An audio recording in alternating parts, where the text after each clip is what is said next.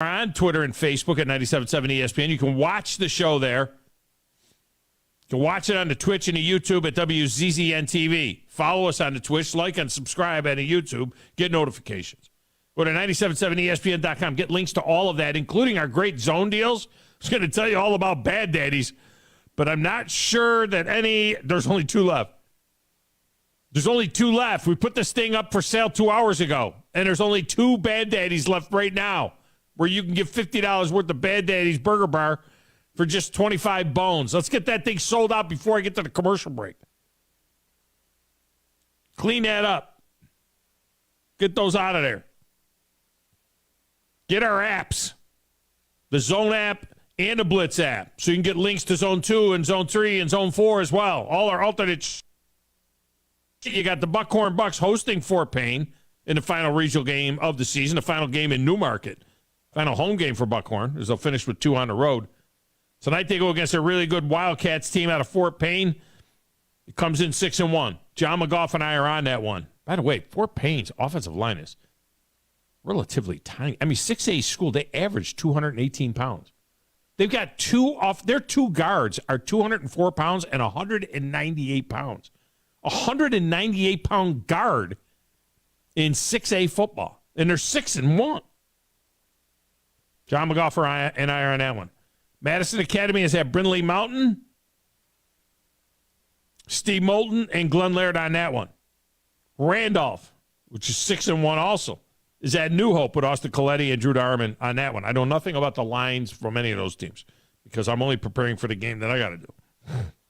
And then the Braves will be over there on Zone 4 tonight as well against Aaron Nola.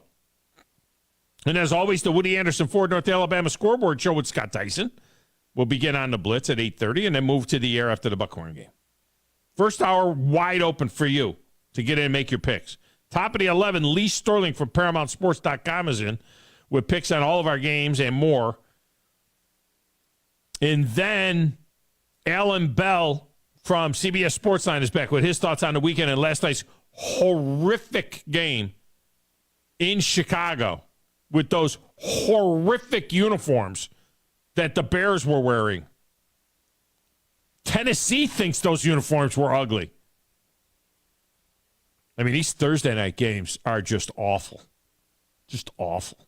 Remember, Al Michaels threatened to quit after last week's 12-9 debacle in Denver. This one was even worse. What a miserable night trying to watch sports it was for me. It takes me like 8 clicks to get to the prime game. You know, by the time I get there, Justin Fields has thrown a ball off the helmet of some guy for an interception. Click, click, click, click, click, click, click. Who's watching? Tom, do you want to watch it? No. Click, click, click. Good God. It's just so annoying. When you get there, it looks like a bad Mac game with Chicago dressed like pumpkins and Washington with their goofy Arena League uniforms. I mean, this looked nothing like a Chicago-Washington game. Whatever happened to the Bears and the Redskins? 2 of the oldest teams in the NFL. This was Bears-Redskins was a sports eye candy game. Like Cowboys and Packers. I mean, it was one of them ones that just looked right. Not last night, that's for sure.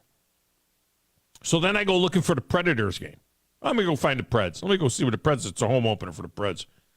And it's only on ESPN Plus. Another streaming app. Takes me another half an hour to get to that thing. App, pick your app, ESPN, blah, blah, blah. Oh, you got to sign in again. We got to sign in again. And when I get there, it sounds like an 8th grade girl is screaming at me. Now, at first, I thought it was a report from the sideline. But then she starts doing the play-by-play, and it's piercing my ears. Leah Hexall is her name, I guess. I couldn't watch the game. I couldn't watch the game. It was like I couldn't even understand what she was saying. It was high-pitched, piercing, like a 15-year-old girl screaming at me. So off to the UCF Temple game. Where the hell is UCF? Are they playing in this game? They're wearing some kind of Space Force uniform, honoring the school's past involvement in the space program. Totally unrecognizable. You can't see the numbers. It's not their colors. Can't see what the hell they got on their helmet. Well, what's going on? Forget that. I ended up watching fishing videos on YouTube. Because, it was supposed to be the Yankees. That was my night last night. It was going to be Yankees and what do they call them? The Guardians. It's going to be the Yankees and the Guards. No, but you got to have an off day in New York in the middle of the fall in between game 1 and game 2. Thursday, the weather was beautiful. Now, does it make sense? You play on Wednesday and Thursday. You travel on Friday. Then you play on Saturday, Sunday, Monday. Oh, no. We're going to play on Monday. We're going to sit home we're going to play on Wednesday. We're going to stay home on Thursday. Beautiful day. And, look, Friday we got whatever the hell I'm talking about. Tuesday, we're going to play on Tuesday. We're going to stay home on Wednesday. We're going to play again on Thursday. Oh, it's raining out. Now we got to play Friday at 1 o'clock Eastern, noon.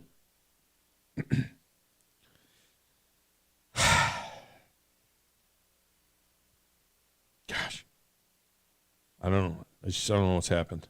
I don't know what's happened to my sports. Over there in that little glass room with the slanted ceiling, nothing makes sense anymore. Nothing makes sense to me. Don't tell me it's because I'm 62 years old. Nothing makes, I don't care if you're 42 years old or 22 years old.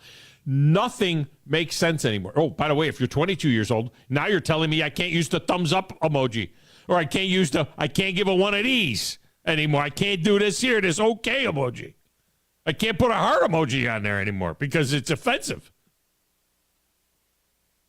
People are killing me. Who in the blue hell are you?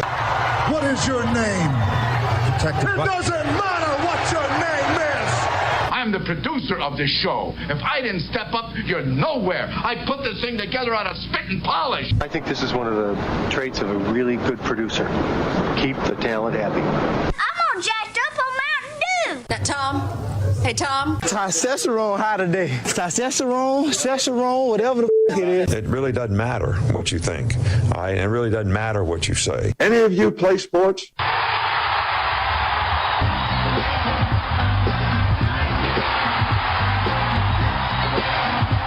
I didn't even play your Friday song.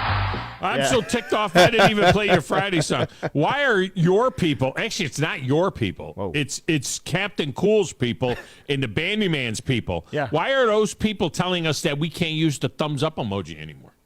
You're more than Did you see that? You're more than welcome to use that. I didn't see Have that. you seen it? You're Italian. You should be able to use the cupped hand upside down. That or the cupped hand upside down. You got to have the you can use that or something. You know what I mean? And we use this over here. You can use that, but no, I don't know why you couldn't use the thumbs up. Everybody should be able to use any emoji. Emojis are fun. No, it's all over the internet now. It's all over the social media that the Gen Z people are offended by the thumbs up emoji. They say that it's an offensive emoji and that we're not supposed to use that anymore, the thumbs up emoji.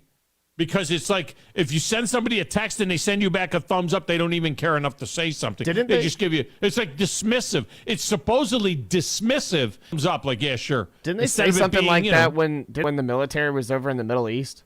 Like you couldn't go around and do the same thing? Like I'm pretty sure I heard that. Like where it was like you couldn't thumbs up to somebody. You had to like, I don't know, it was like you had to do it a different way because apparently that was like, it was apparently bad or something. Do they have the cupped hand emoji? Is that an emoji or are you making that up? No, there's one. Is that an emoji? There's one, yeah. Oh, I got to look and see. Yeah. It might be only a Discord thing. What's Discord mean? It's like a chat group. It's like a forum group basically. It's like a big group, big chat group. You can like share photos and videos and everything like that. I'm going to look at the emojis. It's like another email now. for me basically. I don't know what the heck I'm looking at. Cash? Oh, I can do cash? I don't want apps. Oh, I didn't know that they had one of those emojis. I'll see if I can send it to you. I'll have to see if I can send it to you. I don't know. I'm trying to go to my. I'm going to my thing to make like sending a thing to Grizz, and I'm trying to see if oh, there it is, the smiley face thing. I used to have it, but I don't know if it's on. I don't know if Android has it. Well, they got the fist bump one, so I figure if they got the fist. Oh, there it is. Is that what that is? Oh, wait a minute. Let me give it one of these here. I'm a little darker than that. I don't see it. I don't have it. All right, is that it, Chris? I just sent it to you on your phone. No, that's not it. What is that? That's like snapping your fingers. Oh, that's a snapping your fingers? Yeah. All right, let's see. I got to find it. I'd probably have to take a picture of it and send it to you because I think it's only like a Discord thing. Is it that? Yeah, because I think it's only like because that's the only emoji that I have. Was it the one I just sent you? No. That's like you're giving your hand out or something. So I can do a fist bump. Yeah. Right? I can do a fist bump. Let me find it. I'll show it to you. And then I can do a Hawaii thing, and I can flip you off, apparently. But why can't I give her one of these? An Italian thing. I have fist bump, I can do this, but I can't give you one of these. I can give you one of these, a little Hawaiian, hang 10 thing. Here you go. Yeah, you can do the hang 10 thing, but I'll have to send you a picture. I don't know what's going on. This world has left me behind. I can turn it into an emoji. Would you buy these last two Bad Daddies here? There's two left. I want them gone by the time I bought one. I think I bought one not last time, but the time before. Oh, did you? Yeah. All right. Yeah, I like it. I love it. My dad, my parents love them. You sound like Tim McGraw now that you like it and you love it. See what I did there? See what I did? So basic. All right, let me tell you something. There's a picture of it. Where'd you put it? I sent it in text. On the text? Yeah. All right, let me do this. Let me take a break, and because I want to give these guys room. I mean, Wolverine, Dan, and the Phillip, it's like they need their own show. I could just give them like an hour or something. So let me get and Grumpy's in? Grumpy's in too? Okay. All right, so Wolverine, Dan, and Phillip, don't take forever today because today is Friday Trifecta, all right? Don't make me take Grumpy first. I'll end up taking Grumpy first. All right, we'll come back. It's the Thom Abraham Show. Open lines right to the top of the hour, 97.7 ESPN The Zone.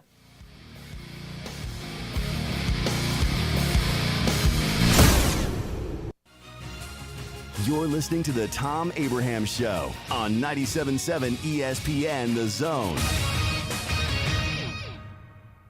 Ann Adams with Berkshire Hathaway Rise Real Estate is the one name to know if you're buying or selling real estate. With years of local experience, Ann Adams offers buyers in-depth knowledge of the local housing market and will narrow available properties down to those you'll be interested in so you can save time when shopping for your new home. If you're ready to sell, Ann offers a seamless process using accurate pricing and expert negotiation skills to make sure you get a fair price for your home. Call Ann Adams today at 256-337-2625 or log on bhhsriserealestate.com. Flow Trampoline Park is your one-stop fun spot for your next birthday party. Whether you're a boy, girl, kid, or adult, Flow has you covered. Party packages allow up to 25 plus guests, so you'll be able to bring all of your friends. And with all the fun competition to be had at Flow, maybe enemies too. Party packages will give you access to 60 minutes of jump time, grip socks for all guests, a private party room, and a party coordinator. Flow is behind South Parkway and Drake, behind Cracker Barrel. For more information, go to flowhuntsville.com. Get jumping with Flow. Hey there, folks. Head fry cook Bob Baumhauer here, and I just want to say thank you for allowing Baumhauer's Victory Grill to serve you for 40 legendary years. When I first delivered Alabama's first taste of buffalo wings back in 1981, people thought I was crazy. For the first few years, I had to give wings away. Imagine that. 40 years later, I'm still proud to serve the great people and visitors of Alabama, our famous buffalo wings, and much more. Here's to 40 years of legendary fun, legendary food, and many, many more. One of the best-kept golf secrets in the Tennessee Valley is Cherokee Ridge. Cherokee Ridge truly offers golf at a higher level with immaculate greens set against a spectacular Appalachian backdrop. This 18-hole championship course takes every advantage of rolling hills, whispering woods, lakes, and streams. Interested in becoming a member? Their membership plans feature affordable options for couples, families, and individuals. Book your tee time today, 256-841-4551. Cherokee Ridge. Championship quality, affordable prices. No representation is made that the quality of the legal services to be performed is greater than the quality of legal services performed by other lawyers. This is Attorney Tommy Sinyard on behalf of Sinyard Law, and again proud to be a sponsor of all things football here on ESPN Radio. My son Bart and I started our own law firm July 1 and are very proud and excited to be bringing you our 50 years of collective national award-winning injury trial law experience. Check us out on the web, sinyardlaw.com. Sinyard Law, nationally recognized, locally respected. After a long, hot summer, there's nothing quite like the cool, crisp mornings of fall in Huntsville, Alabama. Bobby White back again for Woody Anderson Ford, and it's time to get out there. Whether it's hunting, camping, boating, biking, or kayaking, we've got the F-150 to take you there. It's truck month at Woody Anderson Ford, and we've got 2022 F-150s in stock on the lot, ready for your driveway today. And with your good credit, get financing as low as 2.9% for up to 60 months. This offer ends 10/31. Being the best-selling truck in America for 44 years in a row is no small feat. But I promise you, if you come drive an F-150, you'll understand. Woody Anderson Ford has nearly 100 F-150s to choose from and lots of colors and option packages. One of these is right for you. Truck month at Woody Anderson Ford. Exceptional deals on all our trucks, SUVs, and crossovers. And a great selection of Ford Blue Advantage certified pre-owned vehicles. Woody Anderson Ford, corner of Jordan and Sparkman. Hope to see you soon. The best local sports talk with the best in college football. A perfect combination. Hi, this is Chris Stewart. Listen to Alabama football all season long on 97.7 ESPN, The Zone.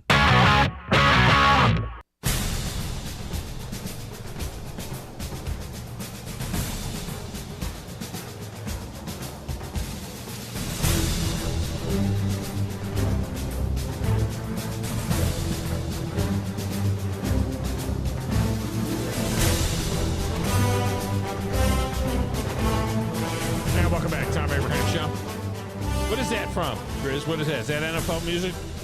NFL Films. Is it? All right, phone lines are open. But get your bark on, get your picks in. 256-576-4977. This segment of the show is brought to you by the Orthopedic Center. For all your injury needs at the Orthopedic Center, remember that the TOC Sports After Hours Clinic will be open tonight as well. And hopefully nobody needs it, but if you need it, they're there after your high school football games tonight down at the Huntsville Hospital at the Children's Emergency Room. All right, let's get to these lines. We'll start in order of the longest wait. Wolverine Dan. Wolverine Dan, welcome to the show. How are you?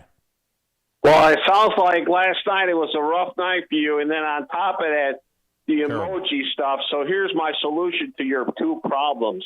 Number one, have the Junkyard Babe add a little maybe Bailey's in your coffee, get a Marlboro, take a big drag, and sit back and just exhale, brother. And as far as the emoji is concerned, you bunch of pansies is what you are out there. You talk to me, you talk to my face, okay? I'm tired of this little emoji stuff and texting somebody if there's bad news instead of, or you want to say something to somebody. Get a set, okay? Get a set and be a man. I don't know if that's what they're talking about. I'm just thinking if somebody texts you something, like if you were to text me, are you watching the Michigan game, and I gave you a thumbs up, would you be offended by that? No, not from you, because I know what I'm getting from you. Yeah, okay. But these other people, they hide behind all this stuff, Tom. Yeah. Be a man. Keyboard warriors, we call them. Yeah, I know what you're talking about. Yeah, okay, now, all right, I'm not going to talk long, because I know you got the Phillip, and he's going to be complaining about something for crying out loud. Anyway, so let's move on to the games. All right. Bama is minus 7.5 at UT. It's at UT. Being that it's at UT, I'm going to take UT. But if it was in Tuscaloosa, I'd take Tuscaloosa. I can assure you that the gap is closing. Auburn gets 15.5 at Ole Miss. It could be anywhere. I'm taking Ole Miss. I don't think Auburn's got 9. Ole Miss is going to pummel them. Joey Freshwater. All right. Penn State is plus 7.5 at your Michigan Wolverines. Michigan Wolverines, baby. You know they're going to cover that. Oh, come on. Michael Hart's going to have a big day, and J.J. McCarthy's been working on putting a little air underneath the ball. He might make a long pass completion. Michigan, go blue. It's a game that has a trophy associated to it, so. Grizzlies in there stomping all over me. Go blue. The Bills in our bonus. The Bills are minus 2.5 at Kansas City. Ooh, that's tough. You know what? It's less than a field goal. I'll take the Bills. Anyone who wants a piece of OJ has to get by me. And Braves or Phils, who wins the series? Multiply whatever points you get double points if you get this one right. Braves or Phils? Well, you've heard people say like, oh. Yeah. I'm going to go no, meaning I'll take Philadelphia. The Italians tie. All right, we got you in. All right, brother. Just chill out. Take a deep breath, Tom. Right, I'm calming down. It's my favorite day of the week. It's my favorite day of the week. I'm calming down. I'm going to chill out. Philip is next. Philip, welcome to the show. How are you? I'm all right. Tom, the only thing worse than the display of quarterbacking that I saw last night, Jalen Hurts, not Jalen Hurts, whoever that guy is. Justin Fields. Yeah. My God, he couldn't hit a barn with a red paintbrush. That guy is horrible. And the other guy threw for 99 yards. Carson Wentz, he threw for 99 yards. That was bad. Then you got the whole pumpkin thing going on. I don't know what that was. How many games have they had on that network, if you want to call it that now? They've still not figured out how you can hear the referee and there's no crowd. Yeah. What's it's going on? The fifth or sixth game, something like that. And here's the thing. They're getting higher. They're getting 11 million people watching those games, which is more than they got on the NFL network last year on Thursday night games. Now, Fox got 16, 17 million when the Thursday night game was on Fox. But when the Thursday night game was on the NFL network, it only got like 9 million, and then it got 11 million now on this streaming thing. I don't believe them. If it's true, it's the same emoji people. But anyway, the only thing worse than that is this trifecta, because you left the Cowboys-Eagles game out. I know. I was struggling about that. I put it in yesterday. It was in Beat the Big Dog, but I couldn't get it in. I couldn't fit it in today. All right. Let's go. Bama minus 7.5 at UT. I have a question. I keep hearing and seeing if so-and-so plays, which I guess is the quarterback for Alabama. Is he playing? Is he not Bryce playing? Young.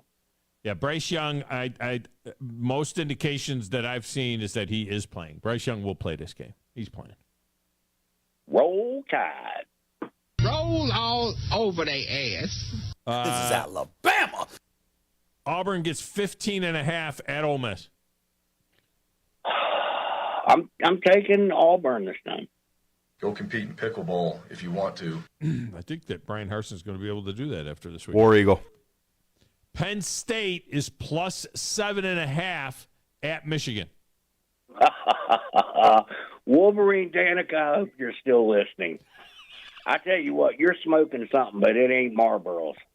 Penn State is going to beat the snot bubbles out of them. Mark it, put it down. It's over.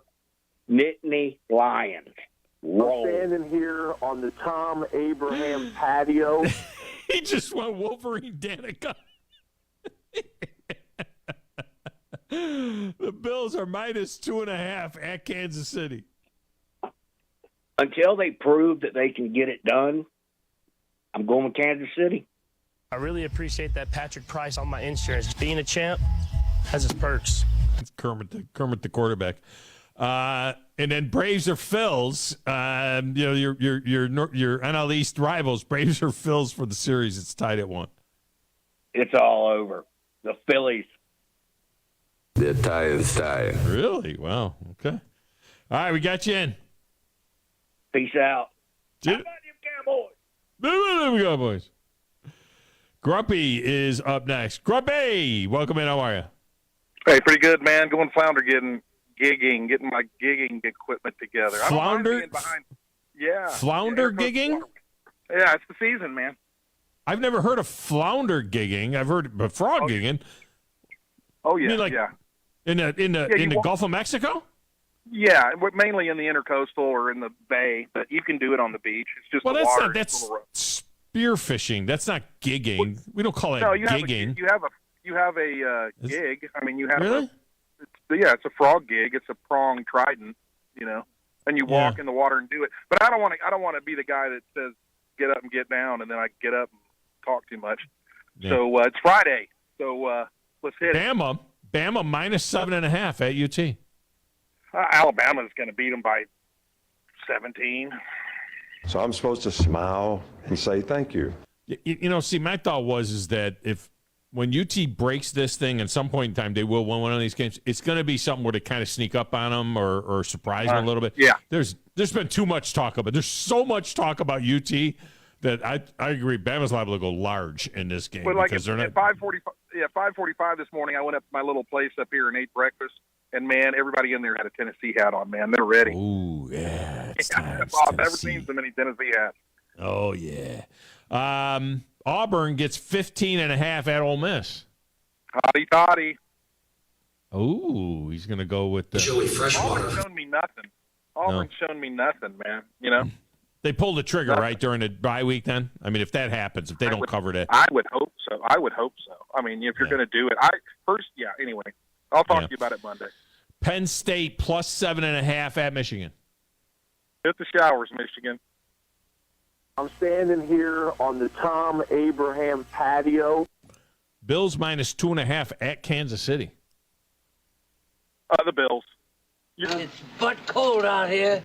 And for our double dipper here, multiply whatever points you get. Braves or Phils for the series. They're tied at 1.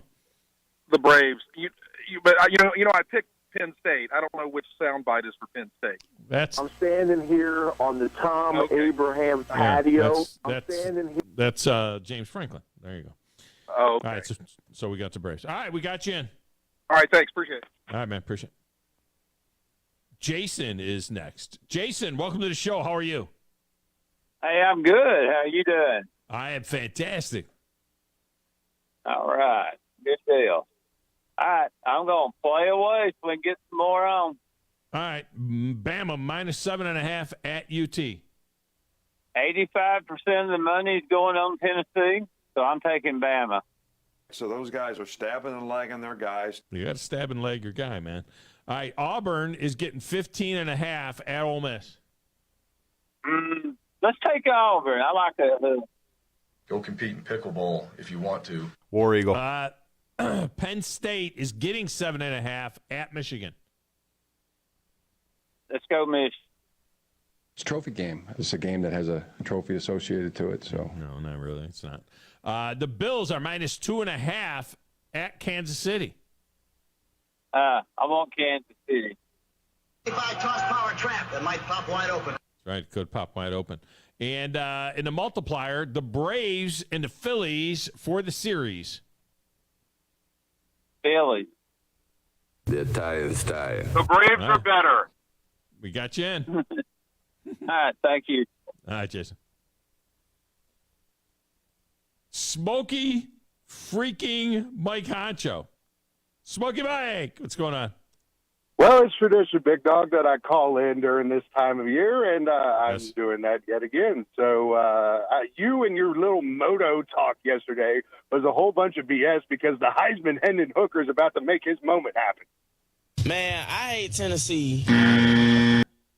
Tennessee's colors is that throw-up orange. It's not that orange that you can sit with. It's that puke inside of a pumpkin orange. And I don't like pumpkins. I thought Tennessee's orange was the worst orange I ever saw until last night. And the Chicago Bear orange is even worse than the Tennessee orange. I like that orange, big dog. I like that to get up.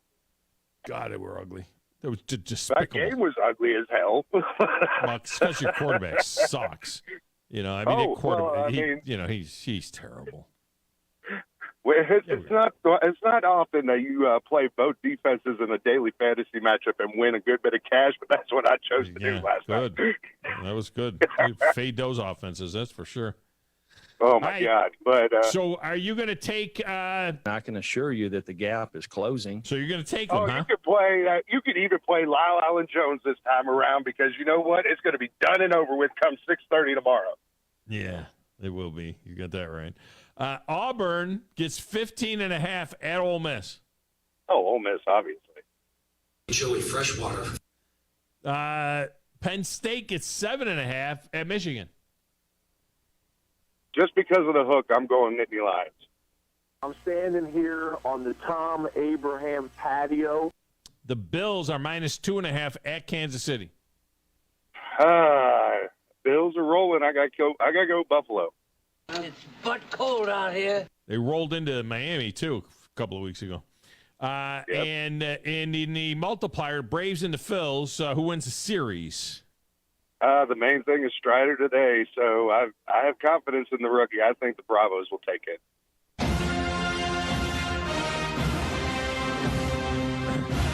The problem is that the Aaron Nola doesn't suck. Yeah, so right. That's the other side of that deal. That's actually one thing before I go is it's kind of hilarious. I don't know hilarious, but you have Strider and Michael Harris as the top two betting favorites to win the Rookie of the Year. The Braves farm system. Holy man! Yeah, and it's weird. They're going to cut each other off. I think it'll be interesting to see what happens there because I think they'll saw each other off and that because people are going to split that vote. Right. But Big Dog, go Vols. I'm getting my cigar right now, and have yourself a wonderful weekend. Do they smoke a cigar? I thought that's just Alabama. You're still on? Why are you still? What? Goodbye. Goodbye. Do they smoke a cigar too? Tennessee? I thought it's just an Alabama tradition. I think they both do it. Yeah. The Alabama players got like emphysema. They're smoking so many cigars. They're gonna be drinking mustard probably at the end of the game. Oh God. Look, I'm just saying this about that, all right? I'm going to tell you why Alabama's going to win this football game and why they might win it by double digits.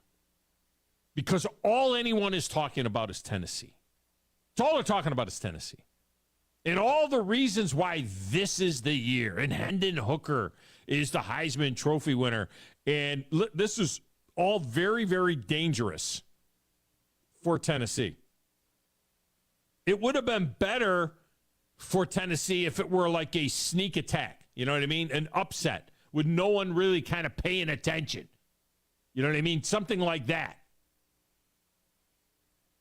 But everyone is paying attention to this. And everyone is saying, well, Tennessee, it's time. This is it. Tennessee's going to do it here. And typically, that's when Alabama and Nick Saban shine the most. Now, we'll see. We'll see. It can't go on forever. But we will see. Don't be shocked to see Alabama play its best game of the season this week. Don't be surprised if that happens. Phone lines are open. We cleared them. 256-576-4977 if you want a piece of the Champions Friday trifecta. Or if you want to react to that. Could Tennessee win the game? Yes, they could win the game. Of course they could win the game. Will they win the game? We'll see. I don't, in the end, I don't think so. And I don't know that it matters if Bryce Young plays or if Jalen Milroe plays. Because in a way, BY he's reticent to run. He's got the bad shoulder. They haven't exactly been dynamic in their passing. I'm not sure. I think either way, it's going to be about this is going to be about Alabama's defense. This is going to be about Henry To'oTo'o showing that he can cover somebody over the middle. We want to show the world what we already know, that Henry To'oTo'o cannot cover anything. LSU is at Florida this week, and it's totally off the radar. We haven't even talked about LSU Florida. And it's like it's not even a thing. LSU Florida, But because of reputation, that game played between two unranked teams will be on ESPN Saturday night. LSU Florida's the Saturday night game on ESPN. While the Mississippi State at Kentucky game, which is number 16 versus number 22, is relegated to the SEC network. And I'll tell you what, my backup game during the Bama game, I'm watching Penn State, Michigan early. And I'm watching Auburn, Ole Miss early. So you got two games early. 11 o'clock games. We're watching those games early. Watching, of course, the Alabama game, but there are commercials and there is a halftime. My backup game in the 2:30 window is number 15 NC State at undefeated and number 18 Syracuse. I mean, if the Orange win that game, suddenly their game next week at Clemson becomes much more interesting. That's what I'm thinking. Keith, the Michigan fan, who last week won. He took it across the board. Did we get Keith's info? Do we have Keith's info so we can send him his champions? I think we need to be. Keith, stay on the line, Keith, after you make your pick so that you can give Grizz all of your info. No, just give me a call back because I can't call him on. I can't get back to him on the comments. You can't put him back. I've already been over this. Yeah, we got to remember. We got to fix this problem. Yeah, I didn't know we couldn't put people. Yeah, back it's a problem. No. Yeah, it's a problem. I can't talk to them on the phone basically. Oh, I didn't know that. I thought you could put them on hold and then go back to the other. No, once I shove it to the Comrex, it's messed up. Oh, okay. All right. Keith, welcome in. How are you? Hey, I'm doing all right, big dog. How about you? I'm fantastic. So you used to say you were so good you need to be two of you or something like that. Yeah, I'm so good. That's right. All right. If I was two of me, I'm beside myself. I'd be beside myself. All right. Let me get these picks in. All right. So Bama's -7.5 at Tennessee. I'm going with Tennessee to beat them by 10. I can assure you that the gap is closing. So Tennessee wins outright, is what you're saying. That's right. Don't even need the points. Okay. Auburn gets 15.5 at Ole Miss. 15.5. Is Ole Miss the one that Lane Kiffin coaches? Yeah. Yeah, give me Lane. They had 6 first-rounders. We had 2 draft picks. There you go. Penn State is getting 7.5 against your Michigan Wolverines.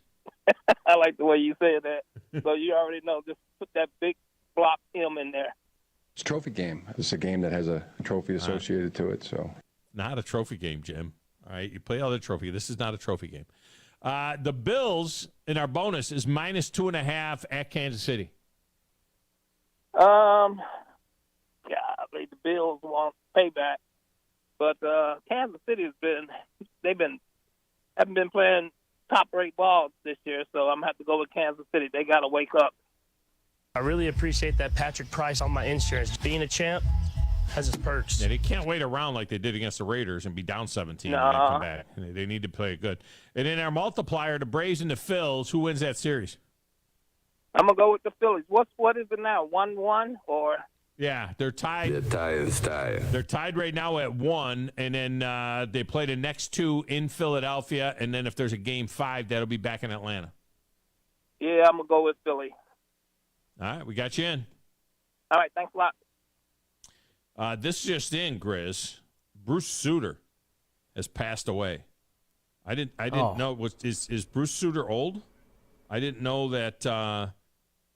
It must have been in this. I know that they still. I know that he was one of the players that the Braves. You know how like when we talk about long contracts, that's one of the players that I think the Braves still like technically owed money from till like I think it was 2019 or 2020. Really? Yeah.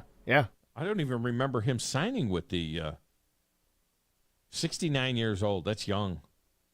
That is not old.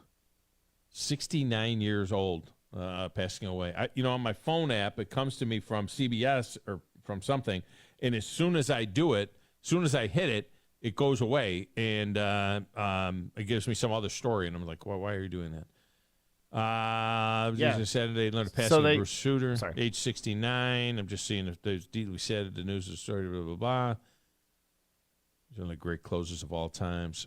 I'm looking to see. It doesn't say, did he have cancer or something? He had something. You don't die at age 69 for no reason. Mighty beard. I'm sorry, what were you going to say, Chris? I was just saying, the Braves had, since when he left in 1989, the Braves offered him like $9 million or something like that, and he deferred it. And so, like, they owed him money till, I think it was 2019 or something like that. I'm trying to find the article right here, but every time I open it, it's one of those ones you have to pay money for. I can't remember how much money it was. He played 12 Major League seasons? I thought he played more than that. He won the Cy Young in 1979, had 37 saves and a 2.22 ERA, 110 strikeouts.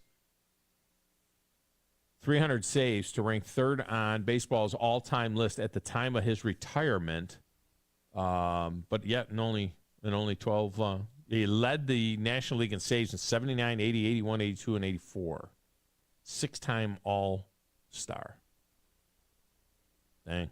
It doesn't say, I'm not seeing anything about a cause of death, though. It's just glance through the whole story, and there's nothing that says cause of death. I want to know that he died of, what do you call it there, cancer or something like that. He'd been battling something bad. I don't like people dying at age 69 just, because.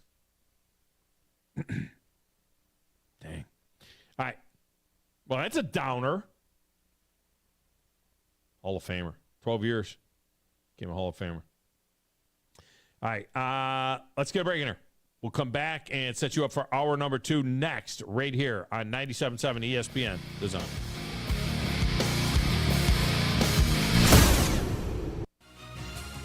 You're listening to the Thom Abraham Show on 97.7 ESPN, The Zone. Are you tired of chasing a roofing contractor to show up on time, or even show up at all? I'm Sam Fleming with Fleming Roofing and Restoration. Our motto at Fleming Roofing is we show up. Our goal at Fleming Roofing is to provide the reliable customer service that you deserve, and we have the resources to meet all of your roofing needs: residential, commercial, industrial, replacement, or repairs. We are manufacturer certified for roof coatings, single-ply membranes, and asphalt shingles. Whenever you need a roofing professional you can count on, call Fleming Roofing and Restoration. We are committed to finding the solution that meets your needs. We don't have quotas or heavy-handed sales tactics. Fleming Roofing, we have expert experience. We show up. Free estimates, residential, commercial, industrial, replacement, or repairs. Check us out at FlemingHSV.com. FlemingHSV.com. When you need a quick response, it's Fleming Roofing and Restoration. We show up. I'm attorney Gary Lackey. You'll hear people say we're like a family, but here at the Lackey Law Firm, that's really true, not just a saying. I'm Justin Lackey. With my father and my sister, we have a special connection to each other. I'm Jennifer Lackey. At the Lackey Law Firm, when we take on your case, you become part of our family. You really do. And we'll always do whatever it takes to get everything you deserve. If you're injured, you worry about getting well, not about paperwork or insurance companies or figuring out how to get to your lawyer's office. I'll come to you. We worry about your case so you don't have to. When you've been injured, we know that your case is probably the biggest thing going on in your life. More important than almost anything else. And it's important to us too, for one simple reason. Family takes care of each other, and at the Lackey Law Firm, we'll take care of you. The Lackey Law Firm. The Lackey Law Family. 1-800-4-RIGHTS. No representation is made that the quality of the legal services to be performed is greater than the quality of legal services performed by other lawyers. TOC Sports has been there for you. Now, you're probably asking yourself, what does that mean? It means for more than 20 years, Alabama's largest orthopedic group has been there providing coverage and care to more schools and student athletes in the Tennessee Valley than any other group. It means whether you are the star football player, the all-region volleyball ace, or someone who hurt their knee in a weekend pickup basketball game, TOC Sports physicians are proud to have the opportunity to care for all your orthopedic needs. It means for parents, coaches, athletes, desk jockeys, or even weekend warriors, TOC Sports physicians continue to meet and exceed the orthopedic and sports medicine needs of our community. But most importantly, during these challenging times, we're here for you now, and will continue to be here. So as long as there are players on the field, games to be played, and contests to be won, the orthopedic specialists from TOC Sports will be ready to help. We don't know what the future holds, but you can count on the TOC Sports team to stay committed to you, so you can stay in the game. Call 256-539-2728 today and ask to see a TOC Sports physician. Check them out online, also Facebook, Twitter, and Instagram. This is a special alert to all Americans who own a vehicle with less than 200,000 miles with an auto warranty about to expire or with no warranty coverage at all. Due to a decline in the economy, CarShield is announcing a low-cost month-to-month vehicle protection plan that is now available to the public to save any driver out-of-pocket expenses on future auto repairs. Call now to find out how you can pay almost nothing for covered auto repairs. Yes, you heard that correctly. Pay almost nothing for covered auto repairs. An open phone line has been established for all drivers to call for a free quick quote. Call 800-306-8158 now. Drivers who are covered will not have to pay for covered repairs again. This protection plan is at an all-time low. Additionally, drivers who activate this vehicle protection today will also receive free roadside assistance, free towing, and car rental options at no additional cost. Call us for your free quick quote today. 800-306-8158. That's 800-306-8158. What do you have to lose? Call 800-306-8158. Again, 800-306-8158.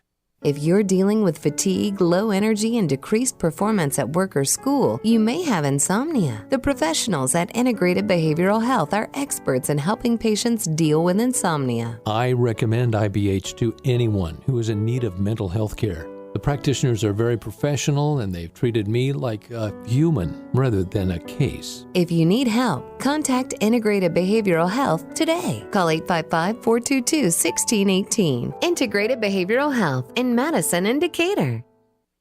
Have you ever turned your back on God? Have you ever absolutely known the right thing to do and just turned around and walked away in disobedience? I know that I have. Aren't we thankful for our great and merciful God who loves us and forgives us and remembers our sin no more? I'm so thankful that His mercies are fresh every day. I need that, and I suspect you do too. Hey, I'm John Dees, pastor of Cross Point Church, and if you're looking for a church home, come see us. We're smack dab across the street from the YMCA in Madison, and check us out at cpcfamily.org. From the Fox 54 Weather Center, I'm meteorologist Emily Owen. For this Friday, expect plenty of sunshine. High temperature is going to be topping out in the mid-70s for the afternoon. Heading into your Friday night, low temperatures will be bottoming out in the lower 50s. Heading into the overnight, you can expect to see a clear sky. Looking ahead into the weekend, it looks like temperature is going to warm up just a tad bit. We'll see the lower 80s, and again, we'll continue to see plenty of sunshine. I'm meteorologist Emily Owen on your home for ESPN Radio 97.7 ESPN, The Zone. From the Alabama Crimson Tide to the Atlanta Braves, we are 97.7 ESPN The Zone.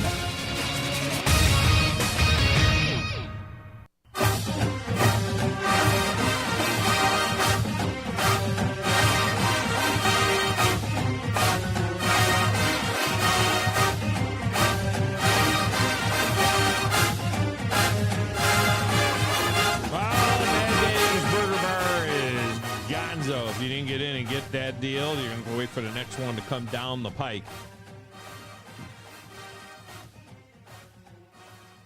Told you, man, they would move quick. I mean, those deals would fly. There's one Flow trampoline park left. One.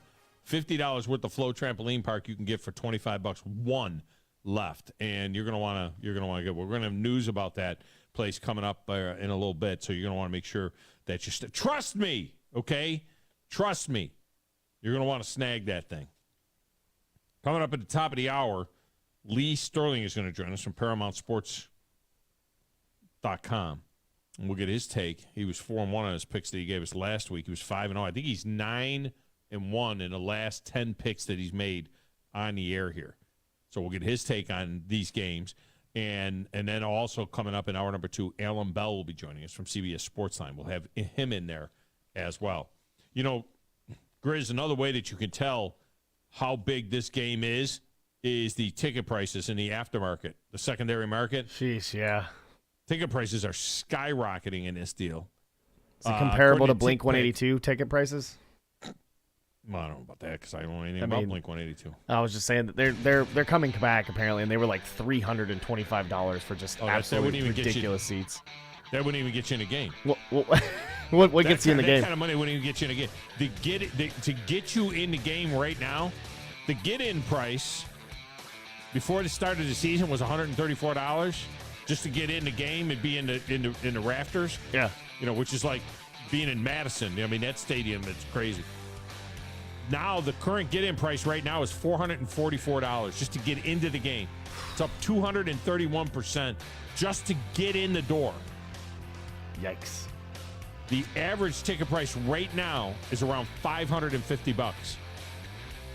To see that game. 2007, I paid $50 for the same game. Yeah. Might be the same result. All right, we'll be back with Lee Sterling next. 97.7 ESPN The Zone. Chapman Commercial Realty, your source for Alabama commercial real estate. Chapman Commercial Realty has the experience and expertise you're looking for when making commercial real estate decisions. If it's office space, retail space, investment property, or project development, Chapman Commercial Realty is your answer. Call Bill Chapman today at 256-656-8413. That's 256-656-8413. Or find them online at chapmancommercialrealty.com. Hey folks, this is Arthur Seaton, managing partner at University Kia, here letting you know we are proud supporters of Alabama A&M University football. Stop into University Kia today and shop our large selection of new Kias, including the all-new Telluride 8-passenger SUV, the stylish new K5, and sporty new Seltos. Visit universitykia.com and view all our great offers and get pre-approved in minutes so you can drive home your new Kia today, because we want to see ya in the Kia. Go Bulldogs! WCZN, Union Grove, Huntsville, Alabama. 97.7 ESPN, The Zone.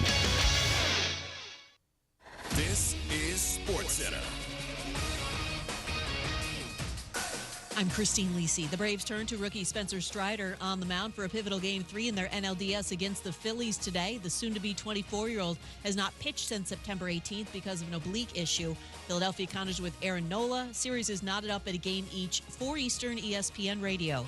Bears quarterback Justin Fields took several heavy hits in last night's loss to Washington. Said post-game he re-aggravated an injury to his left shoulder, but he did not specify when that initial injury actually happened. Fields did express confidence he'll play in Chicago's next game on Monday night in Week 7 at New England. Suspended Browns quarterback Deshaun Watson facing a new lawsuit stemming from an alleged 2020 massage when he was with the Texans. It is the 26th known civil lawsuit filed against Watson, accusing him of sexual misconduct or sexual assault during massages.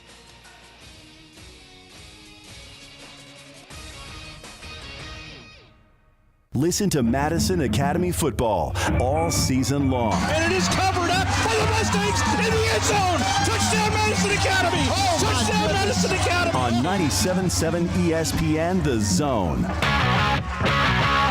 From the Fox 54 Weather Center, I'm meteorologist Emily Owen. For this Friday, expect plenty of sunshine. High temperature is going to be topping out in the mid-70s for the afternoon. Heading into your Friday night, low temperatures will be bottoming out in the lower 50s. Heading into the overnight, you can expect to see a clear sky. Looking ahead into the weekend, it looks like temperature is going to warm up just a tad bit. We'll see the lower 80s. And again, we'll continue to see plenty of sunshine. I'm meteorologist Emily Owen on your home for ESPN Radio 97.7 ESPN, The Zone.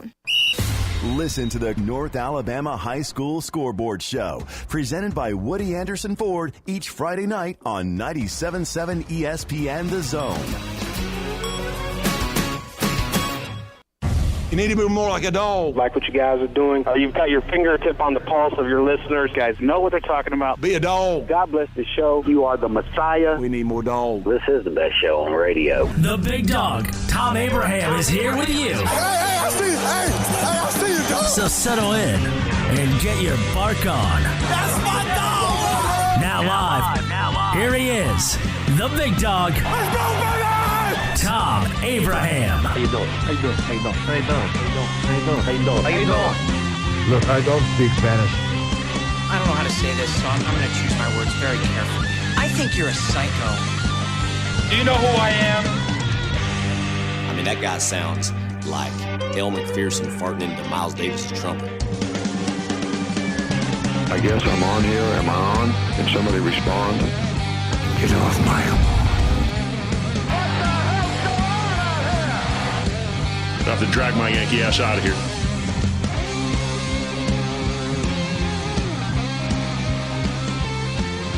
Thom Abraham Show. So glad that you are with us today. This segment of the show brought to you by Woody Anderson Ford, who, yes, will bring you to Woody Anderson Ford High School Scoreboard Show, North Alabama High School Scoreboard Show tonight, right after the games. It'll start at 8:30 over on the Blitz, and then it'll be on the Zone by the end of the Buckhorn game. 3 big games we have for you tonight on our network station, so you're going to want to check all of that out.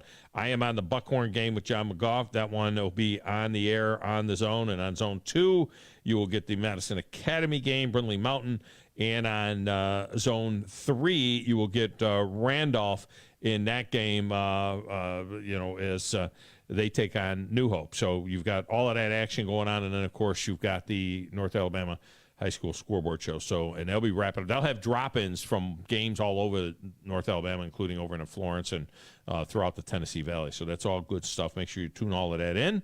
And we thank Woody Anderson Ford for their support, as always, being there for us to help bring you all of this great high school action.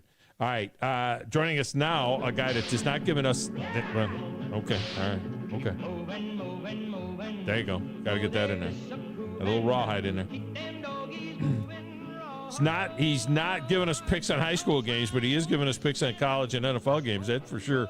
He had Lee Sterling with ParamountSports.com, and Lee is on the Neighbors Wealth Management Hotline. Lee, welcome in. How are you? I'm good. I'm real good. So, didn't watch the game last night. Decided to first time ever, did not watch a Thursday night NFL game. You didn't miss anything. And not only that, you couldn't even recognize the teams. It looked like a bad Mac game or something. I mean, in the gear that these teams wear. So full disclosure, part of the reason I didn't watch is Amazon got like a 40 to 50-second delay, so I can't live bet. And I knew the game, well, at least thought the game was going to be bad. So you know what? I felt great. Took the wife out for dinner, sat outside on the water with her and the dog, and enjoyed the night, came home, and watched it after the game was over on YouTube. Watched it in 18 minutes and 20 seconds. Yeah, there you go. That's probably the way to do it. No commercials, no huddles, nothing. Just there wasn't 18 minutes of action in that game to watch. If I could have watched that game in about fast forward, I could have watched it in about 2 minutes and 20 seconds. Yeah, that would have been about not all missed anything. It takes me a half an hour to get in and out of the Prime app. You know, it's just you got to go, hey, you click this, click that, click the other I've got the and I want to watch also, multiple games. Is it just me? Sometimes it's like fuzzy, like the snow. Yeah, well, yeah, it'll buffer a little bit, and then the sound is terrible. You know what I mean? Yeah. There's no, and the audio is bad on the game. Al Michaels, last week after that 12-9 debacle said that he would quit if the games didn't get better, and I wonder if he'll quit today. I mean, he needs to quit. They got to stop doing it. These teams aren't ready. They can't play these games 3 days after they play a game. I mean, it's a nightmare. How did Chicago, how are they getting primetime games? I don't get it. Justin Fields. Everybody's on the Justin Fields bandwagon until they realize that he is not the guy. He's more talented than I am, but I can say this with a straight face. I never tried to throw a pass over the middle in the red zone sidearm. Yeah, and hit a guy in the head. Yeah.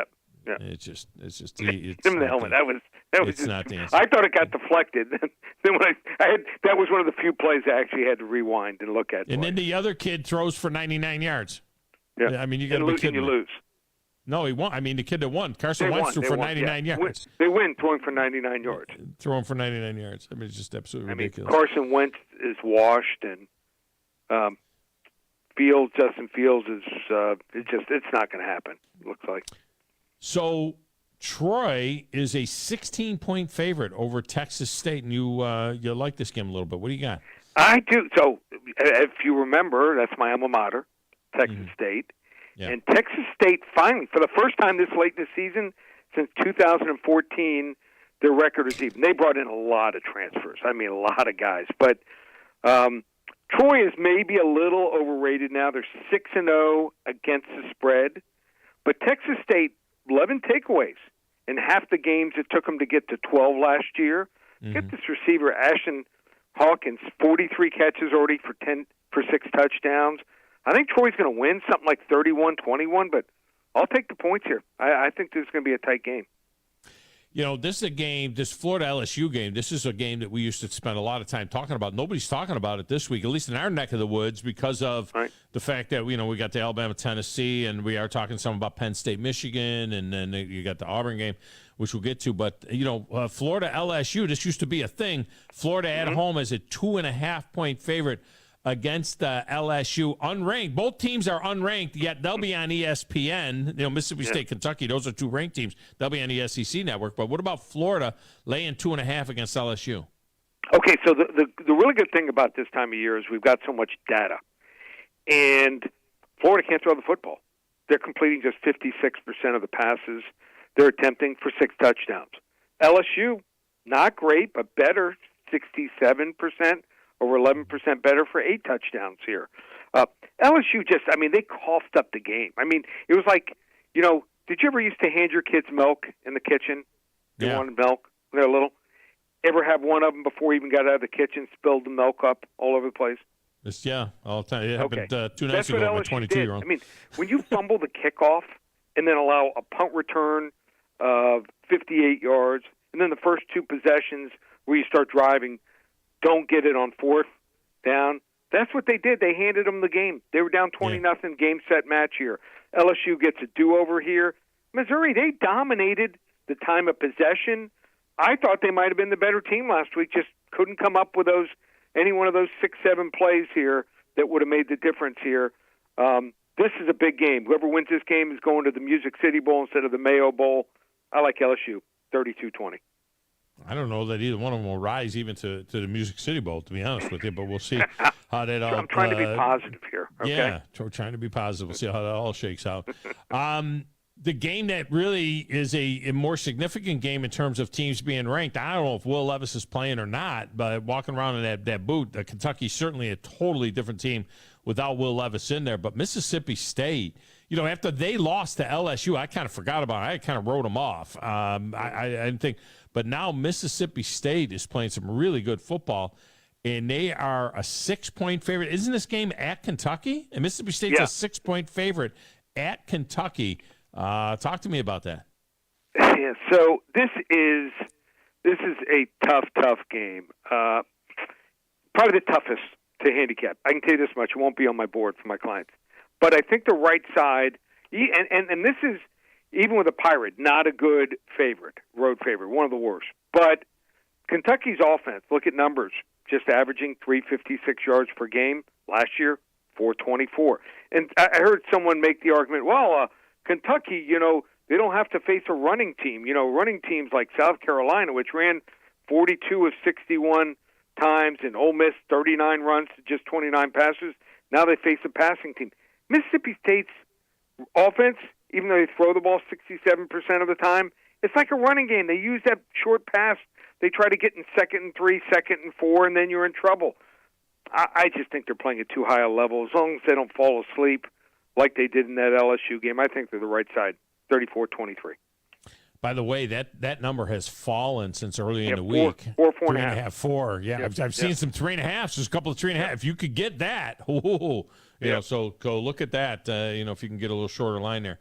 Now, here's a line that's been growing. Ole Miss is now up to 15.5 against Auburn in what many believe will be Brian Harson's final game as the head coach of the Auburn Tigers, unless he does something dramatic here. But what about Ole Miss laying 14-15 against Auburn? I thought he's done last week. I was shocked that he lasted another week. Well, bye week, I think, because the bye week's coming. Here's the problem for him. And what I try to do is I like to play devil's advocate and say, how can even the underdog in a team, where a coach is probably going to get let go, how can they stay in this game? And the only way I see is they got to be able to get some takeaways. Their secondary, only 1 interception all year. Jackson Dart is susceptible to throwing interceptions, but in that case, I think it spells trouble. Even if they control the clock, Mississippi last week, 52 points, 591 total yards in just 18 minutes time of possession. Shows you how much time of possession really matters. Ole Miss 38-17. Alabama, Bryce Young has practiced this week. He's thrown some. It's still, according to Nick Saban, as of last night, a game time decision. Most people just assume that he is definitely going to be playing, but he's not going to be 100% if he does play. And he's not going to want to run because you don't want to take a shot on that shoulder. So that kind of limits him a little bit to the pocket. They've been a 7.5 point favorite all week long. Nobody seems to care about that number, but everybody's talking up Tennessee. What do you think here about Alabama minus 7.5 against a Tennessee team that is pretty good? Okay, so I do think he's going to play. And I think maybe one of the things the Tennessee fans or bettors need to look at is Tennessee's injury situation. So, they will still be without Cedric Tillman, their star receiver, over 1,000 receiving yards last year, 12 touchdowns.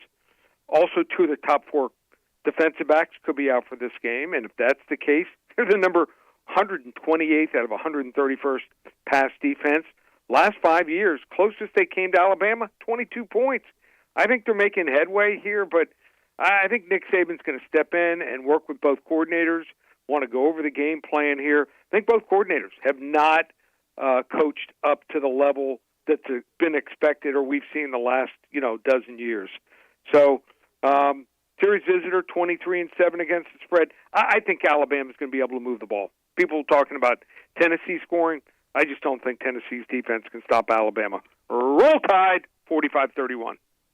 Yeah, so you have it over, too. That's high scoring, too. I thought it might go – I'm leaning a little bit towards under, but so you've got it as a high-scoring kind of a shootout type of deal as well. Yeah, I thought that when the time comes that Tennessee breaks this 15-year deal, that it will be more of a sneak up on them type of situation. It'll surprise them, that type of thing. This is the worst case for Tennessee because everybody's been talking up Tennessee. And, Alabama's, believe me, they're getting full attention on there. My mom even asked me. She usually will ask me about a game or two. She says to me, "You think Tennessee has a chance to win outright?" I'm like, "No, Mom." Give me a quick thumbnail on the Bills minus 2.5 at Kansas City. I thought that game would be a pick 'em at worst, but Kansas City is a home dog there against Buffalo. First time ever for Patrick Mahomes, but everyone remembers the playoff game, 42-36 in overtime. Kansas City win, but coin toss. A lot of people forget during the regular season, Buffalo won by 18 points. It wasn't even close. I think the biggest problem here for Kansas City is their DBs. Buffalo wide receivers, I think, are going to run by him. We saw Devontae Adams just have a field day on Monday night. Buffalo has 3 guys who will run right by these DBs. They play any man-to-man. They're in trouble. And the Buffalo front seven, much improved. So I'm taking Buffalo. I think they win by 2 touchdowns, 42-28. Wow. All right, how did he get the game of the week? Philadelphia minus 5.5 at home against the Dallas by God Cowboys. 4-1 team against a 5-0 team. This is going to be a pretty salty game. How did he get it? Yep, just call 800-400-9741. 800-400-9741. We'll give them that game for free. And we've been on a roll, 37-19 the last 5 weeks. You want to jump on board, ParamountSports.com. We have not had anything larger than the 40 unit play the entire season. I'm going to text you right now, Tom, a 45 unit play in college on Saturday and a 45 unit play on Sunday. So found 2 great games where we're going to take advantage of. We're 51-18 on these 2 big plays. Anytime we release something between 40 and 50 units, so you want to get involved, now's the time. ParamountSports.com. All right, I got to see those. And by the way, speaking about rolling, 9-1 on the show the last 2 weeks. 9-1.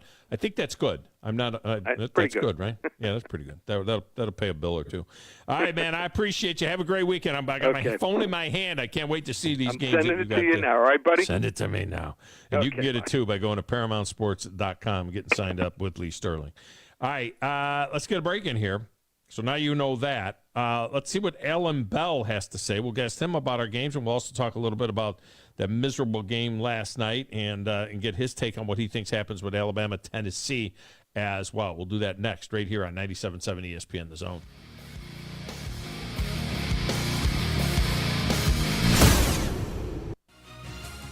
You're listening to the Thom Abraham Show on 97.7 ESPN The Zone. This is Brent Musburger's VSiN Action Update on 97.7 ESPN The Zone. MLB divisional playoffs today after being postponed due to inclement weather Thursday. The Yankees minus 134 on the money line in Game 2 against the Guardians at minus 124. 6 the total. The Yankees lead 1-0. The Braves and Phillies even at 1 game apiece. Philadelphia minus 115 in Game 3. Atlanta plus 105. 7.5 the total. Dodgers and Padres also tied 1-1. LA minus 120. San Diego plus 100 at home. 7.5 the total. College football tomorrow. Auburn a 15-point underdog at 9th-ranked Ole Miss and 3rd-ranked Alabama minus 7 at 6th-ranked Tennessee. Red Hot winning picks at experts.winnersandwiners.com. Save 75% on any best bet package with the promo code ACTION75. That's ACTION75 at experts.winnersandwiners.com. I'm Trey Westerberg, 97.7 ESPN The Zone. You've got to experience Toyotathon at Bill Penny Toyota. They've got the selection with over 700 new Toyotas to choose from. And they've got the extras with Bill Penny perks and a 10-year unlimited warranty. So get on over to Bill Penny Toyota today and experience Toyotathon. Bill Penny Toyota in Huntsville and online at BillPennyToyota.com. Bill Penny's Toyota 10-year unlimited warranty is valid through the 10th year of ownership. Valid on new vehicles only. See dealer for details. Thom Abraham here for my friend Brian Hamaker and his team at North Alabama Mortgage. Look, buying a home is the biggest purchase you will make in your life, and it can be a bit intimidating, so you want people that can help walk you through the mortgage process and get you the best deal possible. That's what North Alabama Mortgage does, and they do it in Alabama, Tennessee, and Florida, from first-time purchases to refis, conventional, VA, FHA, and USDA loans. They have the solution at North Alabama Mortgage. Visit NorthAlabamaMortgage.com to learn more. That's NorthAlabamaMortgage.com. Take it to the house this football season with the Alabama Manufactured Housing Association. If Alabama or Auburn returns their first received kickoff in the second half or a touchdown at a home SEC game, one lucky fan will win a $75,000 down payment towards the purchase of a manufactured home from an authorized AMHA dealer. Don't miss your chance to take it to the house this season and win a beautiful manufactured home. Register to win today at auburntigers.com/take-it-to-the-house or rolltide.com/take-it-to-the-house. Certain terms and conditions may apply. To learn more, visit alamha.org. Great food and the best live entertainment is what it's all about at the Furniture Factory Bar and Grill. Head to downtown Huntsville every Tuesday for karaoke on the only outdoor karaoke stage in North Alabama. Thursday night is the Valley's longest running and biggest bike night. Food and drink specials, giveaways, and live music on the patio. And the Furniture Factory menu is fully loaded with options from steaks to salads, plus a whole lot more. Featuring a weekday happy hour that starts at 3. 619 Meridian Street, downtown Huntsville, and online at FurnitureFactoryBarGrill.com. This is Wes Neighbors talking to Chris Haygood of Bob Wallace Appliance. Chris, what sets you apart from other appliance dealerships? Wes, these appliances are going into the most used room in your house, your kitchen. The way we have these appliances displayed, it's easy for you to visualize how they'll look in your home. Wes, what sets us apart is the people. They're well trained. In fact, they live and breathe these appliances. And if you need service, you'll really appreciate our parts department. Contact Bob Wallace Appliance at 256-533-2121. Carrier Rosenblum here with Rosenblum Realty, and we appreciate our MA family. Football season is back again, and we're here for your real estate needs. We've been also doing rental properties for many years. You may have a home that you need to lease out. You don't need the headaches. You need somebody to take care of it, make sure the repairs are done, keep the rent coming in, and screen the tenants. We can do all that for you at Rosenblum Realty, where we do property management services, or you can find a good home to rent as well. Call us at 256-539-9501. Put our years of experience to work for you. This is a special alert to all Americans who own a vehicle with less than 200,000 miles with an auto warranty about to expire or with no warranty coverage at all. Due to a decline in the economy, CarShield is announcing a low-cost month-to-month vehicle protection plan that is now available to the public to save any driver out-of-pocket expenses on future auto repairs. Call now to find out how you can pay almost nothing for covered auto repairs. Yes, you heard that correctly. Pay almost nothing for covered auto repairs. An open phone line has been established for all drivers to call for a free quick quote. Call 800-306-8158 now. Drivers who are covered will not have to pay for covered repairs again. This protection plan is at an all-time low. Additionally, drivers who activate this vehicle protection today will also receive free roadside assistance, free towing, and car rental options at no additional cost. Call us for your free quick quote today. 800-306-8158. That's 800-306-8158. What do you have to lose? Call 800-306-8158. Again, 800-306-8158. From the Fox 54 Weather Center, I'm meteorologist Emily Owen. For this Friday, expect plenty of sunshine. High temperature is going to be topping out in the mid-70s for the afternoon. Heading into your Friday night, low temperatures will be bottoming out in the lower 50s. Heading into the overnight, you can expect to see a clear sky. Looking ahead into the weekend, it looks like temperature is going to warm up just a tad bit. We'll see the lower 80s, and again, we'll continue to see plenty of sunshine. I'm meteorologist Emily Owen on your home for ESPN Radio 97.7 ESPN, The Zone. Your home of the Alabama Crimson Tide is 97.7 ESPN, The Zone. Touchdown, Alabama! No look pass inside. Your home of the Alabama Crimson Tide is 97.7 ESPN The Zone.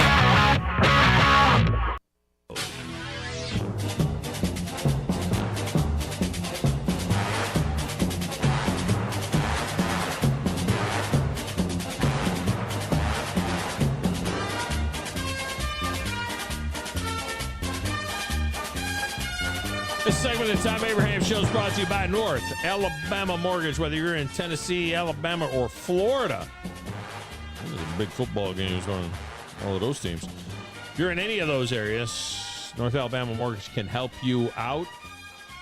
You want to get yourself pre-approved. Some places they won't even look. You can't even look at a house unless you're pre-approved. They want you ready to go. They don't want you to be pre-qualified. They want you to be pre-approved, so that your offer will go through quicker and you'll be able to close right away. And North Alabama Mortgage can help you with that. Also, refinance. They can help you with that as well. So check that out at NorthAlabamaMortgage.com. Brian Hammaker and his team, they do such a tremendous job. All right, joining us now, speaking of doing a tremendous job, Alan Bell, CBS Sports Line. And he's on the Neighbors Wealth Management Hotline. AB, welcome in. How are you? Big dog, doing fantastic, man. You doing good? I am good. I'm still trying to gouge my eyes out from the watching that whatever that arena football game looking thing with no points yesterday. I don't know what the hell the Chicago Bears were wearing. Stop that. And of course, Washington, their uniforms, they were a major fail that they came up with. And so it doesn't even look like the NFL. I don't even understand why a league that is so into its brand would take the Chicago by God Bears and yeah, let's put them in this gear so nobody can recognize either team, and then they're going to play like crap. How about that? Yeah, that's where I know, right? Look, I think the biggest thing is this. I think we have a Thursday night football problem, right?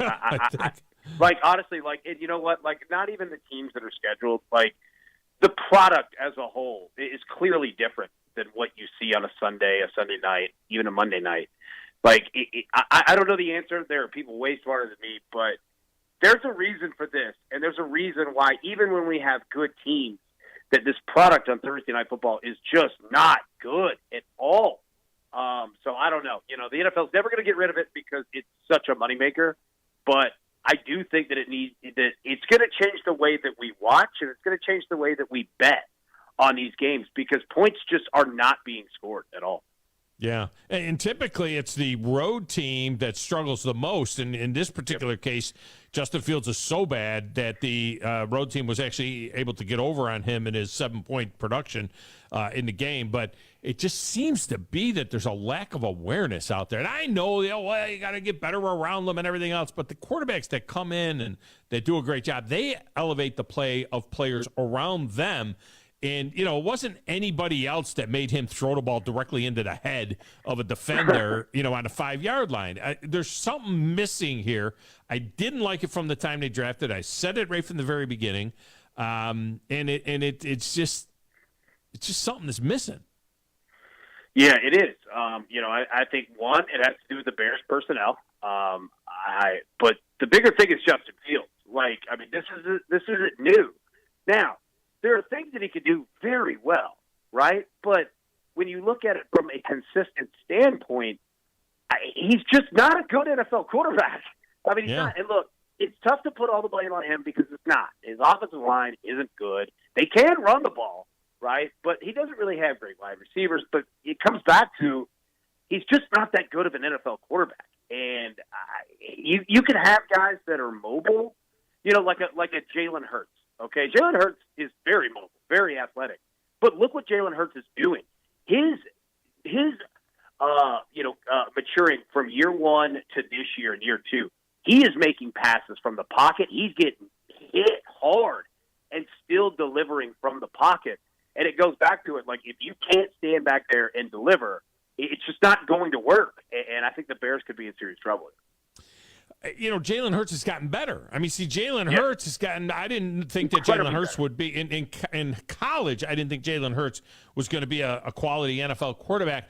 He got better when he went to Oklahoma in the passing game, and he has continued to improve. I don't see Justin Fields improving any, and that's the biggest thing. Where Jalen Hurts has gotten better and better. He's starting to look, to me, he's looking like Russell Wilson when Russell Wilson was at his best. Yep. He's starting to look like that.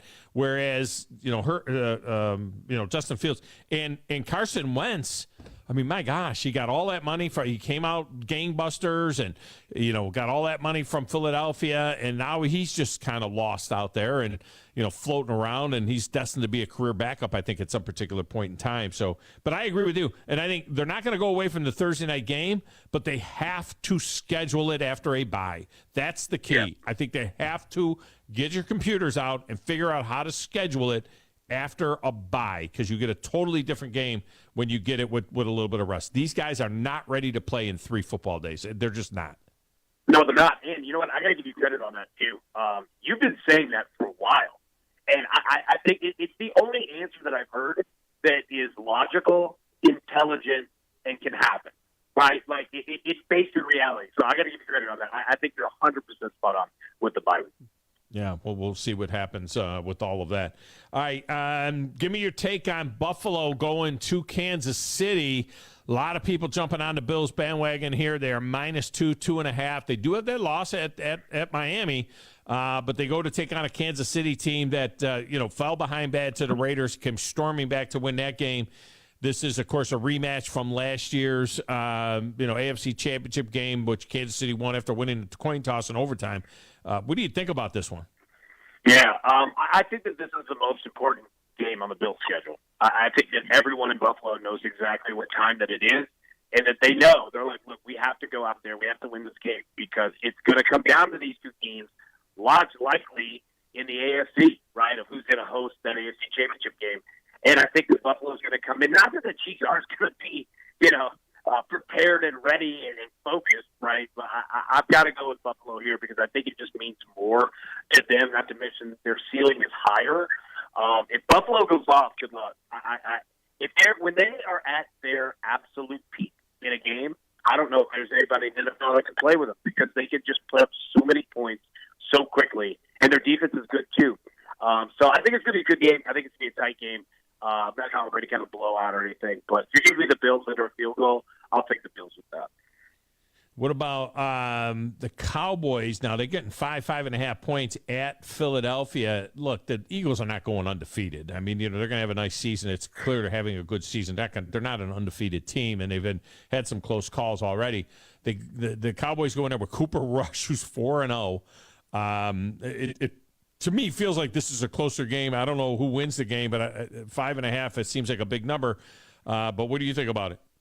Yeah, it is. It's a huge number, especially for a divisional game and between these two teams. And look, you got to give credit to Cooper Rush. This dude is playing out of his mind. That being said, everyone's going to go with the Cowboys. I'm going to roll with the Eagles here, right? Like, I think that this is the game where Cooper Rush kind of comes back down to earth. And not that the Eagles are going to blow out Dallas by any means, but I think everybody, like what you said, like the Eagles' schedule's been very advantageous, to start the year, and I think everybody's kind of waiting for them to come back down to earth a little bit. I don't think that this is that week. I think that the Eagles handle their business, and I think we see the Cowboys, defensively too. Like, their defense is playing at, just maximum peak. I'll roll with Philly here. I'll kind of buck the trend. Yeah, give me Philly. I think they look good in this one. Alan Bell with us, CBS Sports Line. All right, let's get to the big one that'll take place in Knoxville right now. And look, this number has been 7.5. At some places, it's grown to 9, 8, and 9. I'm starting to see some 8s and 9s. It appears that the money is still coming in more on Tennessee, and maybe the late money, the sharps come in on Alabama. But I feel like this is so much attention on Tennessee, so much talk about Tennessee, so much talk about Hendon Hooker.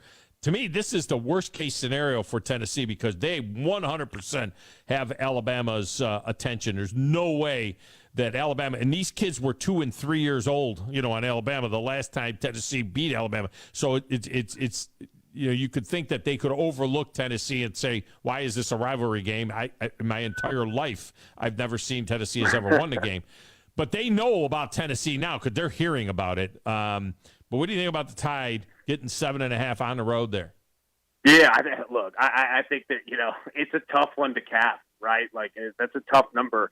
Yeah, man, like, I think that if Tennessee were coming in and nobody were paying attention to them, right? Like, if this was, like, the first or second game of the season, yeah, Tennessee would be the pick, right? But, yeah, I mean, like, I heard Nick Saban Tuesday in his press conference. I mean, he fully broke down Tennessee, and he normally doesn't do that in, your Tuesday press conferences. He gives you kind of the coach speak or whatever. And what I got from that is exactly what you said. Like, Tennessee has Alabama's full attention. Nick Saban's full attention here. I'll say this. I think the best bets are going to be to either take Tennessee first quarter +3 or take the first quarter over 14, because if Tennessee doesn't cover +3, it means Alabama scored 17 points, right? So, yeah, man, like, betting the entire game, it's tough to go against Alabama here. Even though Tennessee's been extremely consistent, it's just difficult, man. It's difficult to bet Tennessee in this one. So, yeah, I mean, just bet the number. If you see, some super huge 9.5, which I think those are gone, obviously. I think we're sitting like 7 now. Yeah, like, look at Tennessee. But if you get Alabama under 7, bet Alabama. Like, if you get them under a touchdown, bet Alabama. Because I think there's only 3 ways that this game will end.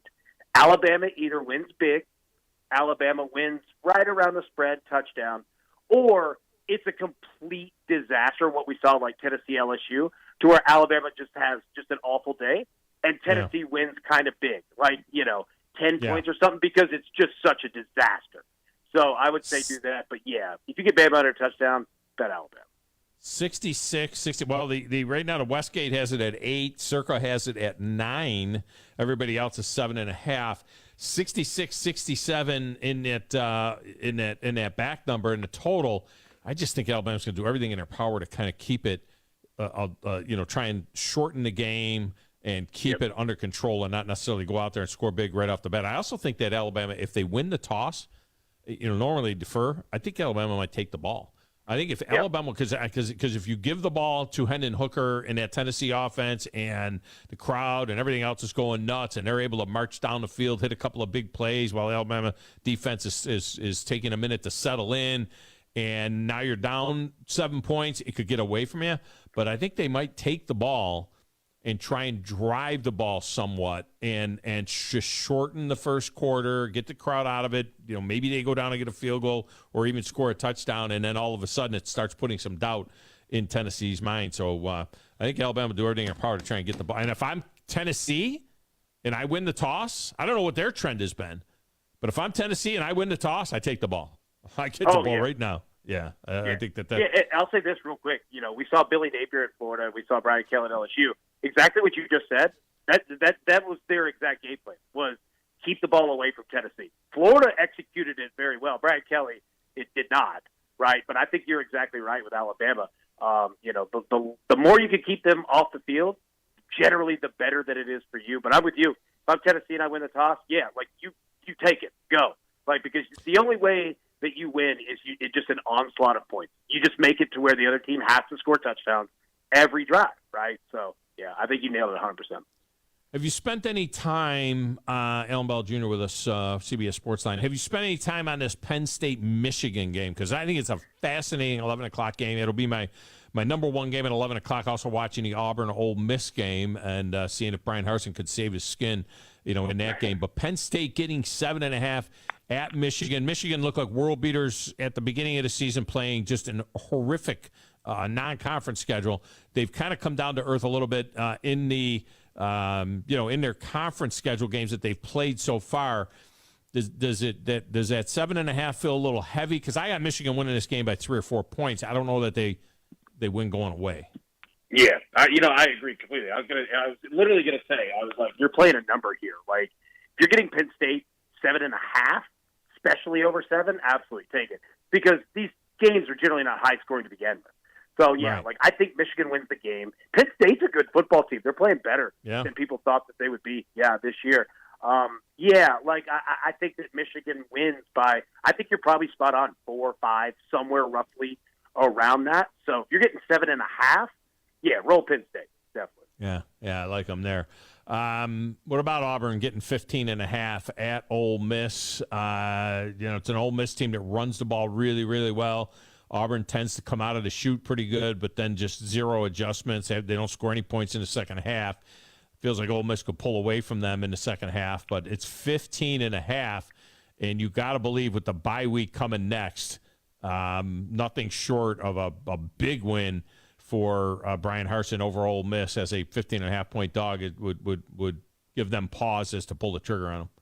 Yeah, I think it's done. I'm going to go Ole Miss here because exactly what you just said. Ole Miss, that's pretty much like what they do. They're not a really quick, offensive starting team, but in the second half they go and they put up points. I think it's going to kind of look similar to what Ole Miss and Vanderbilt kind of look like, to where it's kind of close the first half. In the second half, they're just running it down your throat, and there's just not a whole lot you could do. And Ole Miss can play pretty good defense as well. So, your points are going to be somewhat limited.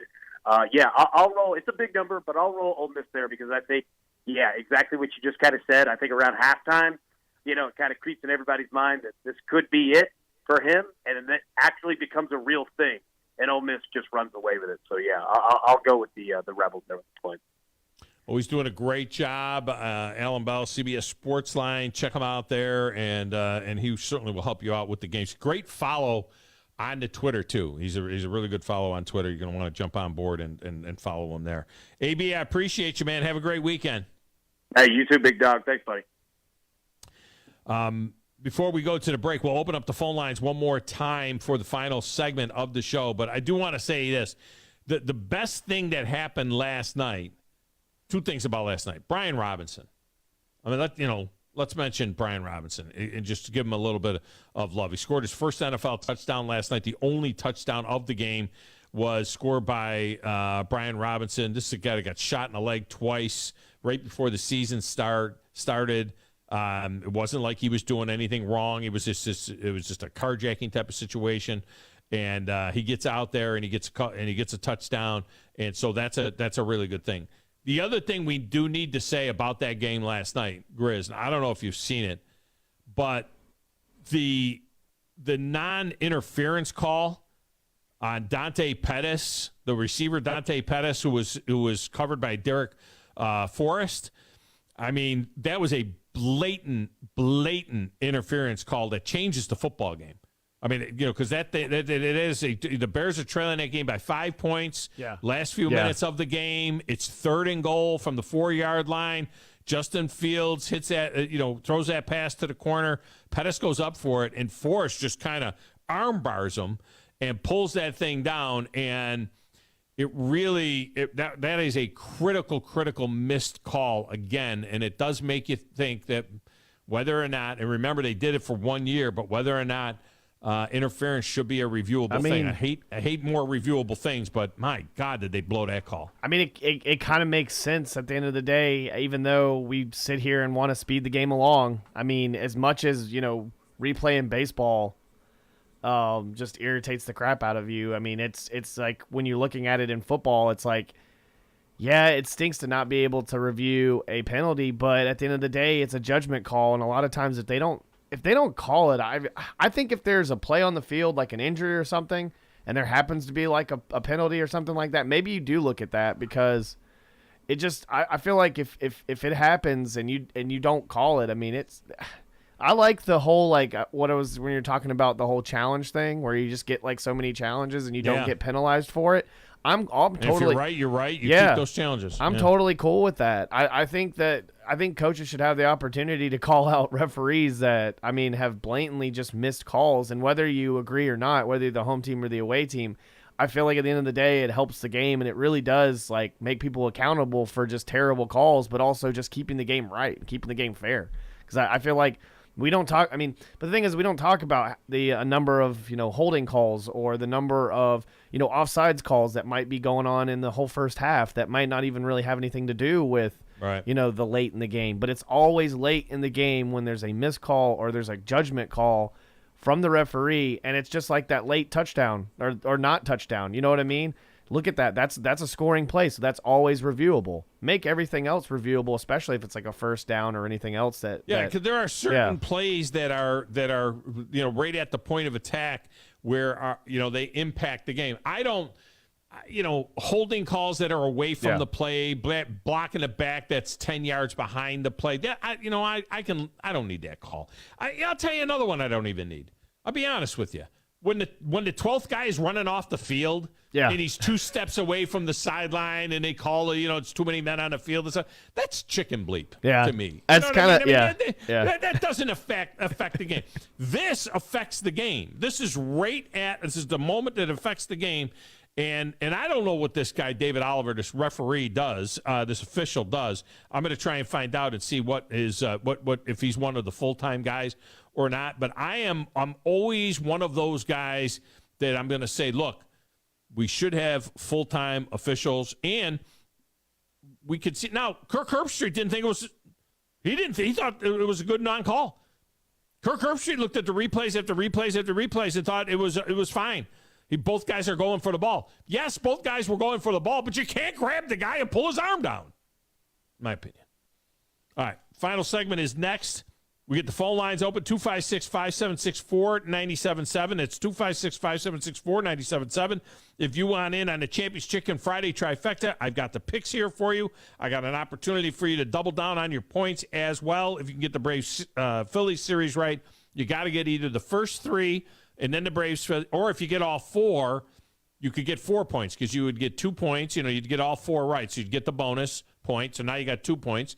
And then if you add to it the Braves and Phillies series, your 2 points becomes 4 points.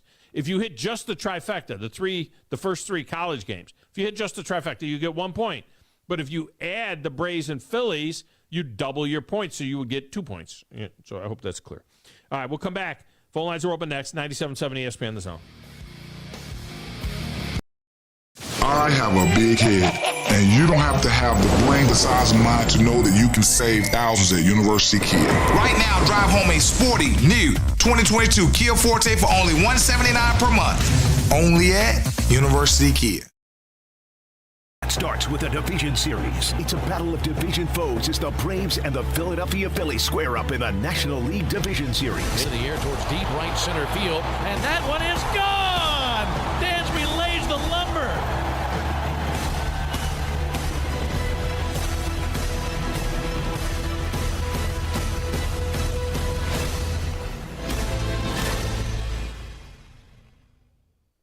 After a long, hot summer, there's nothing quite like the cool, crisp mornings of fall in Huntsville, Alabama. Bobby White back again for Woody Anderson Ford, and it's time to get out there. Whether it's hunting, camping, boating, biking, or kayaking, we've got the F-150 to take you there.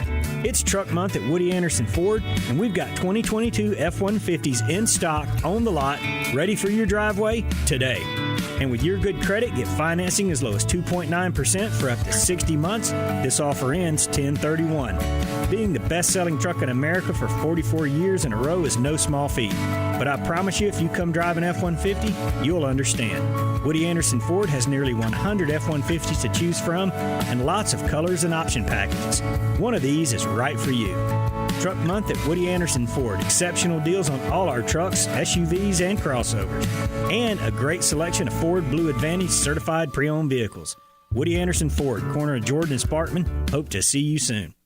I'm attorney Gary Lackey. You know, you'll hear people say we're like a family, but here at the Lackey Law Firm, that's really true, not just a saying. I'm Justin Lackey. With my father and my sister, we have a special connection to each other. I'm Jennifer Lackey. At the Lackey Law Firm, when we take on your case, you become part of our family. You really do. And we'll always do whatever it takes to get everything you deserve. If you're injured, you worry about getting well, not about paperwork or insurance companies or figuring out how to get to your lawyer's office. I'll come to you. We worry about your case so you don't have to. When you've been injured, we know that your case is probably the biggest thing going on in your life. More important than almost anything else. And it's important to us too, for one simple reason. Family takes care of each other, and at the Lackey Law Firm, we'll take care of you. The Lackey Law Firm. The Lackey Law Family. 1-800-4-RIGHTS. No representation is made that the quality of the legal services to be performed is greater than the quality of legal services performed by other lawyers.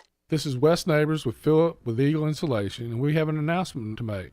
Yes, Wes, we are now Eagle Masonry and Insulation. We're still a place to call for your insulation needs, but now we offer masonry services. What kind of masonry projects can you handle? Wes, no job is too big, no job is too small. We can do renovations, new construction, outdoor fireplaces, fire pits, brick landscape borders. Well, when you came out to my house, you did both the insulation and masonry at the same time. You guys did rock for me, you did brick for me, and you insulated my house. That's usually done at the same time that you're building a house. Absolutely. It really capitalizes on two services you need at the same time, and you can get one company to handle both of those.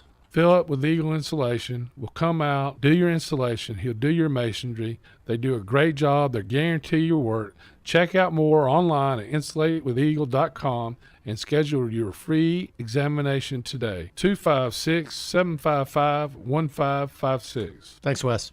Ann Adams with Berkshire Hathaway Rise Real Estate is the one name to know if you're buying or selling real estate. With years of local experience, Ann Adams offers buyers in-depth knowledge of the local housing market and will narrow available properties down to those you'll be interested in so you can save time when shopping for your new home. If you're ready to sell, Ann offers a seamless process using accurate pricing and expert negotiation skills to make sure you get a fair price for your home. Call Ann Adams today at 256-337-2625 or log on bhhsriserealestate.com. Hi everybody, Eli Gold here. Right now, indoor air quality occupies top-of-mind awareness for families and business owners. Rick Smith and the trusted professionals at Environmental Comfort Systems can take care of your indoor air quality concerns with their state-of-the-art indoor air quality solutions. Environmental Comfort's indoor air quality systems remove 99.9% of airborne contaminants so you and your family can breathe clean, fresh air. If anyone in your family suffers from allergies, or if you just want the security of knowing the air you breathe inside your home is free from viruses, bacteria, pet dander, dust, and odors, Environmental Comfort Systems are the professionals to call. Environmental Comfort also carries state-of-the-art, high-efficiency comfort systems that increase home comfort, keep humidity in check, and help you save money on your energy bills. Give my friend Rick a call or visit them online at envcomfort.com and breathe cleaner air today. Environmental Comfort Systems, Alabama license number 92314. This is Wes Neighbors talking to Chris Haygood of Bob Wallace Appliance. Chris, what sets you apart from other appliance dealerships? Wes, these appliances are going into the most used room in your house, your kitchen. The way we have these appliances displayed, it's easy for you to visualize how they'll look in your home. Wes, what sets us apart is the people. They're well trained. In fact, they live and breathe these appliances. And if you need service, you'll really appreciate our parts department. Contact Bob Wallace Appliance at 256-533-2121. Football season is here, and as always, the best place to catch every game is downtown at Humphrey's Bar and Grill. Humphrey's is celebrating by bringing back their game day football specials. $2.75 Miller Lite, Coors Light, Yingling, and $3.50 Yellowhammer Gold Pints. $4 Fireball shots. Anytime football is on. And don't forget football trivia every Sunday night at 6. The best place to catch all the games all season long is downtown at Humphrey's Bar and Grill. Online at 977ESPN.com. Stream them online. Call in. It's an important job, and it's an vital organization. Tweet in and join in. We are 977 ESPN The Zone.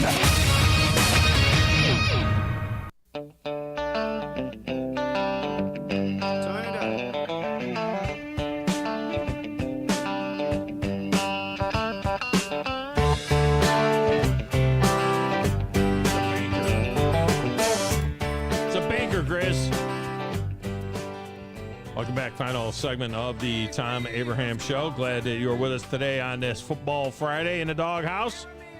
Remind you once again, high school action tonight's going to be a gorgeous night for high school action, and John McGough and I will be on the call for the Buckhorn Bucks, who will be hosting Fort Payne. What ought to be an interesting football game. Fort Payne comes in 6-1. They do everything right. They got a coaching staff that's been together for years. They're just they've got great precision. Their quarterback is small, and their offensive line is really small, to be honest with you. The left tackle is 6 foot, 205 pounds. The left guard is 5'6", 204 pounds. The center is 5'10", 237.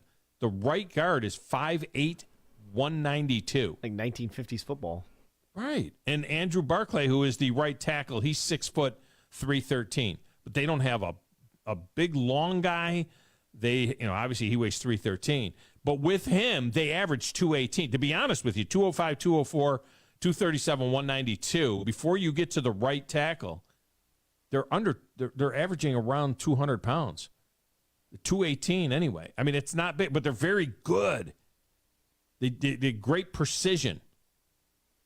Their defensive line, 5'11", 169, 5'9", 168, and 5'10", 262. What am I, and 6 foot 190. They got 200-pounder on their D-line. Unless they're screwing with it. Good to be screwing with they got a linebacker that's bigger than either lineman. Anyway, so we'll have that game tonight. And then on Zone 2, Madison Academy. Zone 3, Randolph. It's all coming up. The guy's a banker, Grizz. David Oliver, the side judge that didn't make that call. Yeah. He's a banker. He's a vice president at a bank in the technical department. You know what I mean? This is... Investigate. He's got money in the game. I got all of this time to, and he said I spent a lot of time looking at film and studying the rules and everything else along with his job at the bank. And then he says in the off season runs from February to July. No. See, there is no off season. They shouldn't have an off season. They should be working out and running, and they should be at all of these OTAs and other team activities and visiting, team and looking at film. And there's no off season. Your off season should be like a couple of week vacation here, a couple of week vacation there, like the players have. This is too big an industry, $11 billion a year. And I got a banker making a call of whether or not the Chicago Bears had interference called on him. A guy that's a vice president at a bank. I don't want my banker calling an NFL game. I want my banker to make sure that my deposit went through. Oh, I better go look at my account. But come on. All right, Bama Roy is up next. Bama Roy, welcome to the show. How are you? Doing good, big dog. How about you, bud? I'm a little bit annoyed. It seems like I've been annoyed about everything today. I don't know what it is about me today. Maybe it's just being a Friday. Yeah, well, no, I love Friday. It's my favorite day of the week, but it just Thursday night did not go well for me. I was just annoyed. That was a pitiful game last night. But I got my beloved Yankees first pitch in 8 minutes, so I'm looking forward to that. Although I got a lot of work I got to do this afternoon, but we'll have that Yankee game on, so I'm looking forward to that thing anyway. If it was tonight, I would. Y'all coming there on 97.7? We will not have the Yankee game on 97.7. Unfortunately, we will not. God, no. No. Well, it's baseball playoffs are on ESPN, so you'd think ESPN radio. So, I mean, yeah. But we will not. I don't know what we're going to have over there on the Blitz until the afternoon Blitz. I'm not sure what's on from 12 to 2 on the. It might. I don't know. They might have the baseball game because it's ESPN radio. So I don't know. Whatever Steve says, that's his department. Okay. Well, I want to get in on that trifecta, big dog. The Bama is -7.5 at Tennessee. I'll take Bama. Roll all over their ass. So I'm supposed to smile and say thank you. Thank you. That's right. Auburn gets 15.5 at Ole Miss. I'll take Ole Miss. Joey Freshwater. You got him. Penn State gets 7.5 at Michigan. I'll take Penn State on that one. Oh. I'm standing here on the Tom Abraham patio. Oh, I see our program director in the background there behind Grizz. We'll ask him. We'll ask him what's going to be in the Blitz. I don't know. It's not my call. The Bills are -2.5 at Kansas City. I'll take the Bills. It's butt cold out here. Braves or Phils? Braves. Got a little chop. We have to put that in there. All right, we got you in, Bama Roy. Good job by you. Thank you, bud. Appreciate it. I saw him go running out of the control room. Did he tell you what's on the Blitz from noon to 2? ESPN. ESPN. Well, yeah, but ESPN has two things going on. It's probably going to be Talk their shows? programming. Yep, talk shows. Okay. Because ESPN has the baseball too, so I don't know how that works. All right, that's going to do it for us. Have yourself a wonderful football weekend. Go out and see a high school game tonight, and if you can't, listen to us. Tune in to Scott with the North Alabama High School scoreboard show later on as well. Coming up next, right here, it's the Chuck Oliver Show on 97.7 ESPN The Zone. Tom Luganbill here for my friends at Woody Anderson Ford. Bobby White and his team take great pride in their service department, and you can see it the moment you walk into those beautiful new service lanes. And just like a championship team, they all work together to make sure your experience is second to none, whether you drive a Ford or not. Also, check out the gold certified pre-owned inventory at Woody Anderson Ford for great deals every day. Stop by and see them at Jordan and Sparkman or at Woody Anderson of Madison on Hughes Road, or visit WoodyAndersonFord.com. Flow Trampoline Park is your one-stop fun spot for your next birthday party. Whether you're a boy, girl, kid, or adult, Flow has you covered. Party packages allow up to 25 plus guests, so you'll be able to bring all of your friends. And with all the fun competition to be had at Flow, maybe enemies too. Party packages will give you access to 60 minutes of jump time, grip socks for all guests, a private party room, and a party coordinator. Flow is behind South Parkway and Drake, behind Cracker Barrel. For more information, go to flowhuntsville.com. Get jumping with Flow. WZZN, Union Grove, Huntsville, Alabama. 97.7 ESPN The Zone. Hi, this is Chris Stewart. The quest for a 19th championship starts this fall. Listen to Alabama football all season long on 97.7 ESPN The Zone. Chuck Oliver Show. It's an inside look at everything college football. Now live from Atlanta, Georgia, it's time to talk college football with the reigning king of college football, Chuck Oliver, on Southern Sports Today. If 33rd franchise is the ultimate compliment for a college program, I know who still has the belt. Chuck Oliver Show on a Friday, and by me dropping in the word still. Oh, he's talking about Alabama. I am. And Georgia right now is every bit the program, I will say, on the field and a lot of other ways. But I think it's the one last difference is you can't change a history as quickly as you can change your immediate. And so I'm talking about like history of the past 2, 3, 4, 5 years during everybody on the Alabama roster, if you were recruited there at a high school, then you're talking about what you were thinking of Alabama during the recruiting process, maybe going back 5, 6 years. And it's just different when that level of expectation is just drilled into you for, say, 5 years instead of, say, 2 or 3. So that's the only thing. The difference between Georgia and Bama right now, and Ohio State is, the very few programs. But 33rd franchise is what I would bestow. I give it the belt to Alabama. And that is essentially, you're not the 32nd franchise because the conversations that come along every so often. I remember there was a year, if you go back and look, Ohio State was rolling along like 8-0, 9-0 or something. And there was a year that the Browns at the same time were like 0-9, like the exact opposite, like maybe winless. And the conversation was Ohio State could beat the Browns. And I was like, no, they couldn't. I was like, the Browns would win by probably 20 points. That's like a 3-touchdown difference. And so you're not the 32nd franchise, but the 33rd franchise? Okay, that's us. And what that means, it's not just, hey, we're closer in talent, because, again, that's just most talented roster in college football. Why would I say 33rd franchise? It is an extreme level of talent that's required, to be sure.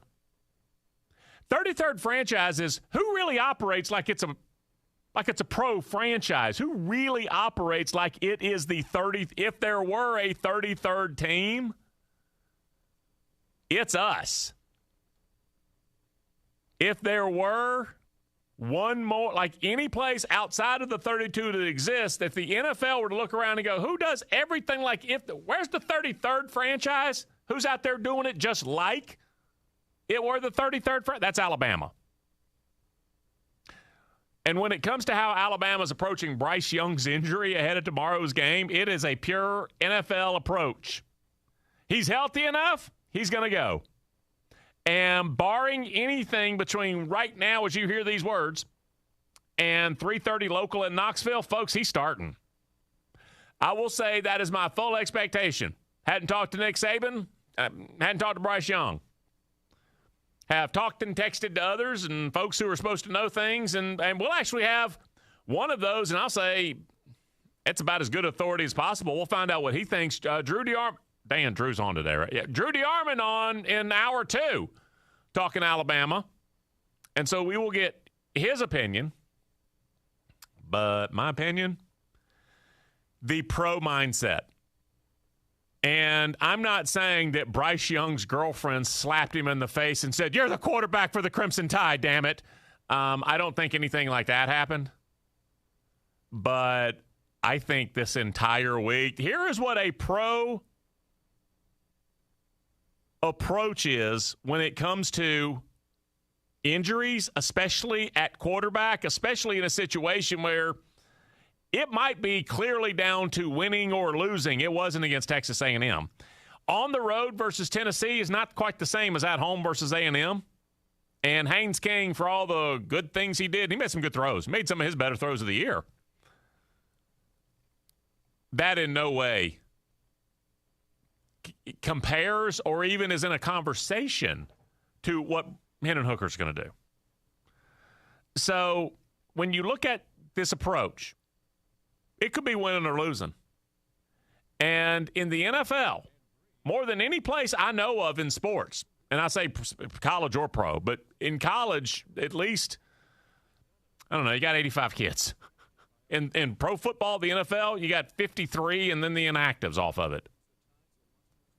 So, and you got a salary cap, and you got to allocate funds. And so in college, you can get as many great players as you can get. In the NFL, I don't know, Andy Reid said, all right, GM, spend like 26% of our salary cap on the quarterback. So you make a choice like that. And do you know what goes along with that? I am not saying that an NFL franchise is going to put the quarterback in harm's way. I'm not going to say that it is just a cold bottom line league. It's a cold bottom line league, folks. I've told you before, the phrase that I've heard from folks who are actually coached in there and played in there and all the experience you can have in the NFL. The phrase that I have heard several times, I'll say that, from a lot of different guys who don't know each other even, is if you can go. And in the league, if you can go, well, that's where the Senate stops. Hey, if you can go. And you just leave it at that because you don't have to finish it, then you go. If you can go on Sunday, you can take the field and help us win. It might not be easy, and it won't be painless. And you probably won't be feeling great come Sunday about 8 o'clock. But can you go? See, I just quickly moved back, and I paid a little lip service to the whole thing about, your bodily, status and your actual experience during the game. Let's get past that. Let's talk about what happens for the team. Can you go? And if you can go, and I'm going to say with some atomic bomb and a gauze wrap, I don't know. Maybe they use stronger stuff in the league. But with whatever it is, can you go? Oh, yeah, I can go. That's what the NFL's about. Is it bad? Not necessarily. You get the better players on the field, and Bryce Young's going to be if Bryce Young takes the field, he's the best player, and that includes Hendon Hooker. And without Bryce Young, I don't believe Bama wins. So a pure NFL approach to this, which there are other college programs and coaches and that have this same sort of mindset and approach, and at the highest level, you almost have to. I'm saying 33rd franchise in that look at the talent, look at everything they do on field, off field, nutrition science, training, academic study, whatever, film work, whatever it is. If there is a pro way to do it, they do it in Tuscaloosa. And that includes looking at the depth chart and injuries. So my opinion right now, barring anything between this moment and tomorrow afternoon in Knoxville, he will start. Now, that will either be a factual occurrence or it won't. There's no judgment or evaluation. He either starts the game or he doesn't. So let's get to the point of, all right, Chuck says he's going to start, and I really believe that. Okay, does he play well once he starts, and does he finish the game? Bryce Young's going to start. Will he finish? And how will he perform? See, that's the impacts the entire season part of it, and I don't just mean for Alabama. If he plays, and does he finish, and does he play well?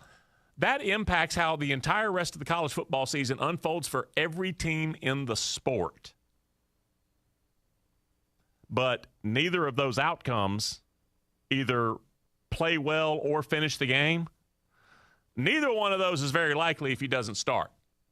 And I'll tell you, this is the one dynamic about a quarterback that you will get a lot of heat on this.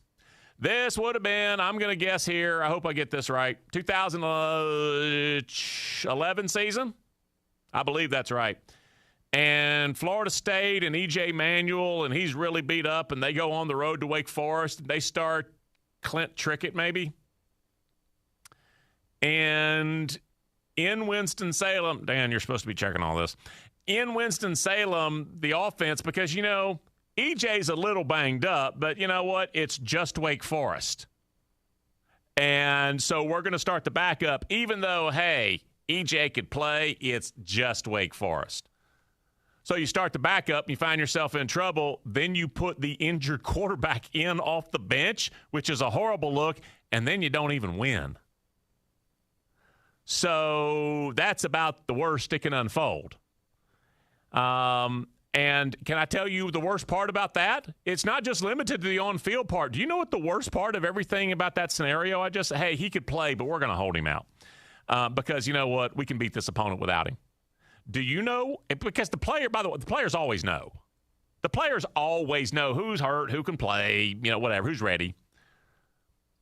When you show up for practice and you know the quarterback, he's healthy enough to play. And at this level, folks, we're at the Florida State, Bama, Ohio State, Texas, USC level.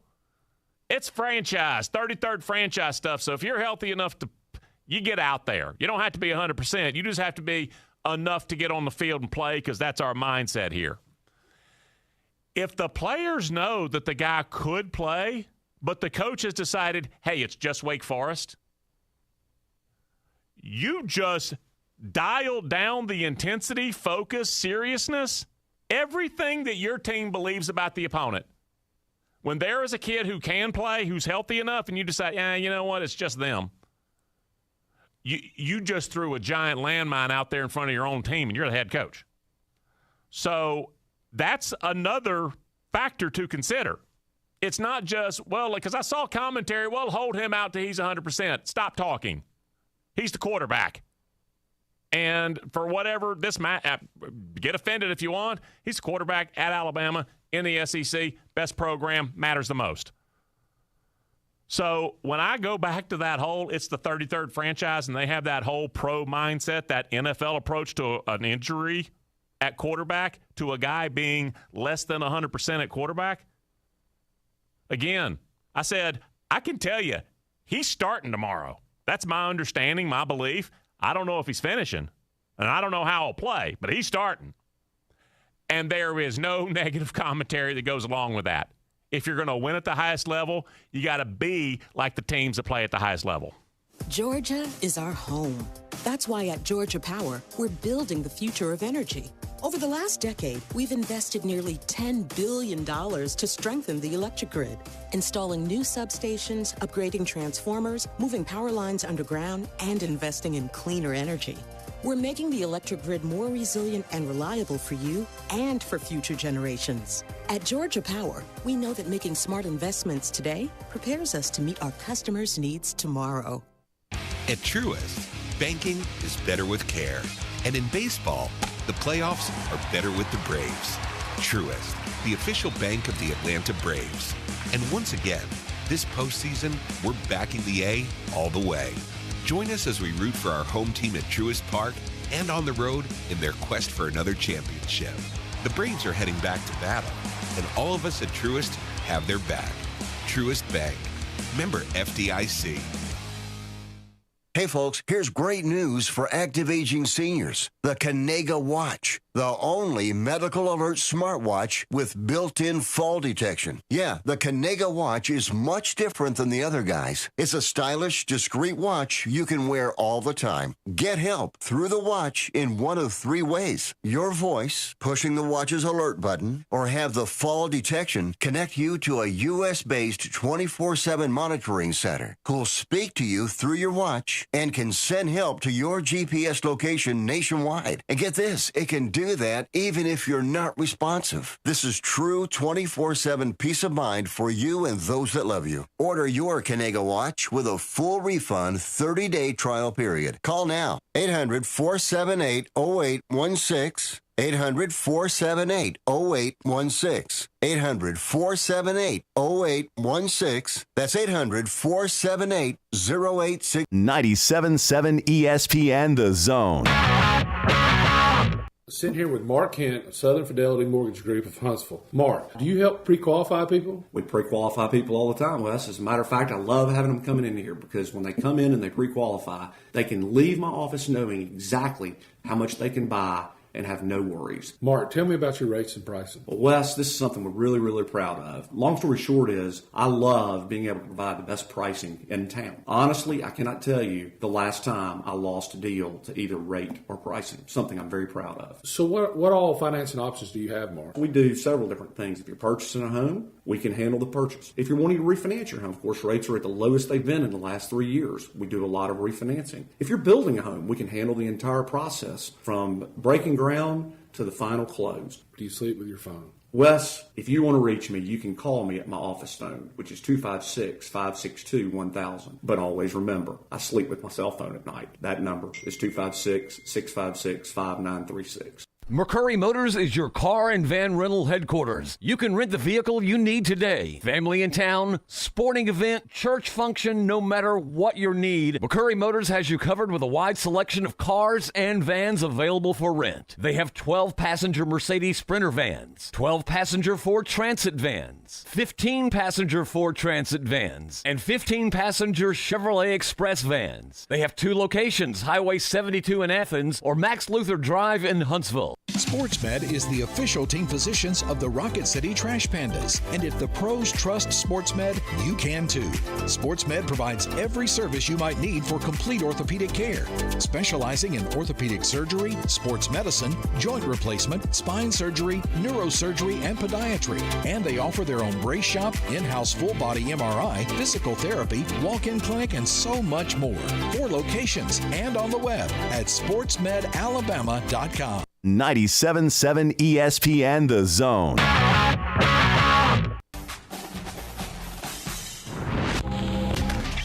It's always college football time in the South. Now back to more of the king of college football, Chuck Oliver, on Southern Sports Today.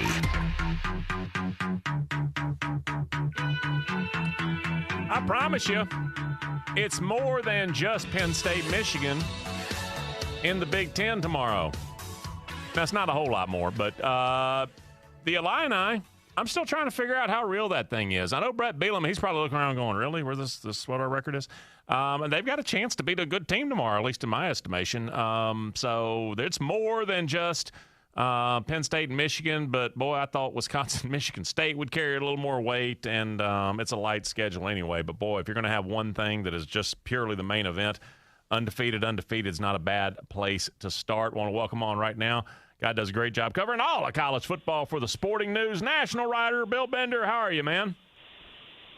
Hey, I'm doing well. Thanks for having me on, Chuck. Yeah, I appreciate your time today. How good is Penn State really, in your estimation? I mean, they're solid. They have a good running game around Sean Clifford, 6th-year quarterback. Their defense has been better. Their secondary is pretty good around Joey Porter Jr. Studs, yeah. An improved team. Yeah, so I think it's going to be a good game tomorrow. I think it's going to be a classic Big Ten fist fight between 2 top 10 schools. And, I've seen it. It's been a while since those two have had one of those. You got to go all the way back to 1997, but I think it'll be a really good game in Ann Arbor. Now, you mentioned the profile of the teams there. Michigan also, and Penn State has an elite pair of corners. I was talking about them yesterday. Michigan's corners and defensive secondary are pretty good as well as their overall defense, even without the pass rushers. Given that, and Blake Corum and the two freshman studs for Penn State, I have opined this is a throwback game in 20-17 and run the clock, etc. What are you expecting tomorrow? Yeah, 28-24 type game. Michigan being at home, they've covered in 7 of their last 10 home games. They've been pretty good. They've won 18 of their last 20 games. I don't know what else they have to do to prove that they're for real. I tell people they've won 18 of 20. They beat Ohio State. They lost to a legendary Georgia team. What do you people want? So I think Michigan's going to win this game and take another step toward the Ohio State matchup where they will be an underdog again. Now, if they win that one, that ought to shut a lot of people up. You would imagine. Let's talk about the Illinois Fighting Illini. Now you look back at the loss at Indiana and go, hey, man, there was even more available. It's not maybe the most exciting offense in the world, and they may not even have their quarterback. I don't know if that's developed, but they got homecoming tomorrow against Minnesota, and if you're 6-1, you're 6-1, and plus Nebraska's out there. Michigan State could be an opportunity. At least record-wise, Illinois fans got to be loving life. Absolutely. I mean, the Bielema ball's taken hold a little bit. They're an underdog tomorrow, which is wild because I think they could actually win this game if they can control the clock, get the ball to Chase Brown, don't turn the ball over. But that Big Ten West is wild as well. I mean, you've had 2 fired coaches, 6 teams, 500 or better, and Chuck, I can't tell you who's going to win the division because all of them, with the exception of maybe Northwestern, have a chance to do it. Yeah, and Northwestern not for – is still Nebraska their only win this year? Yeah, they haven't. They've had a rough season. That's the weirdest thing possible. That's just odd.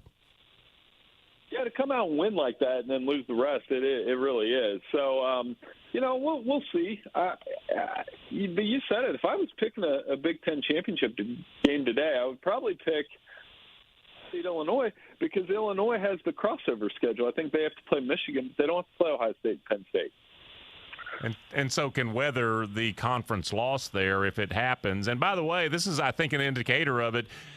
Bill mentioned Chase Brown. Chase Brown is the Illini starting tailback. Now, beyond that, here's why you should know. Most times I say, and it's not a big deal if you don't know who starts at Illinois. He leads the nation in rushing, I'm pretty sure. And I bet there aren't 4 people listening. If you're not an Illinois fan, there are 4 people in America who know that. I know. Well, he's having a great year, isn't he? And, that's part of this Bielema ball that it's been a good couple weeks for him, right? They beat Wisconsin and his old school that he coached, and then he beat his alma mater, Iowa. And right now, Illinois looks to be, at least to me, they're in a little bit better shape than those 2 programs. Now, Wisconsin, I'm anxious to see how they use these next 6 weeks under Jim Leonard. They could still win the division, and I think there's a good chance he could be the next head coach. Oh, that's what's going on in the ACC, and I want some bounce down there for a couple of questions right now. The ACC, the same thing. I said, a Georgia Tech fan, you're 1-3, you lose to UCF, fire the coach, and literally I heard a Tech fan say it's never been lower than right now. 15 minutes later, you're like, we're 3-3, we may go to a bowl game. Tell me what may happen with Georgia Tech the rest of the way, because in the ACC, especially the last season of the Coastal, there's kind of an op. Yeah, it's the same thing.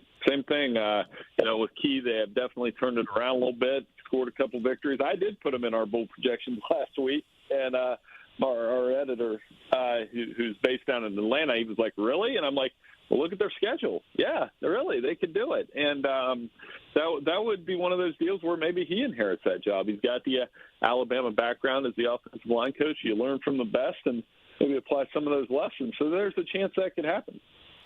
Last thing for you, and this is just an individual thing. North Carolina and Duke play tomorrow. Most people would think, so a pillow fight is going to break out in Durham. No, I think it's going to be a competitive game, a lot of points, and mostly because of Drake May. If folks haven't watched Drake May this season, give us an opinion about that kid because he's a lot of fun to watch. Yeah, he definitely is. He Charlotte product. His dad played there. Talked to him a couple weeks ago. He's just a fun-loving kid. He's tall. I think he uses pump fake well. It manipulates the pocket well. He can run a little bit for his size. And right now, out of that Coastal, I think North Carolina, they lead the Coastal, had the loss to Notre Dame, but pretty good bet to win the division. And, he's going to pop into living rooms because I think he's got an NFL future as well. Bill Bender, appreciate your time, man. Thank you. Hey, no problem. Thanks for having me. Have a good weekend. Follow him on Twitter at BillBender92. Sporting News national college football writer, and a bend to the Big Ten. And is he a Northwestern grad as well? Northwestern and Syracuse. There's some of those other schools outside of, like in Ohio U, Bobcats, that's right. There are plenty of schools up there as well that kind of hang their hat on journalism and mass communications, et cetera, in Missouri and Georgia and some of those in the South too. But Bill does a great job. And again, originally we were talking to him about Big Ten, but he's the national writer yonder at Sporting News now, so that's good stuff. And we were talking about the ACC as well, and this is sort of a weekend that if you were to scout it out, who was off last week? Somebody had the bye week that we were talking about. It's Tennessee 2 Saturdays ago. And whoever we were talking to Tennessee is like, Coach, we'd rather not have the bye week exactly right now.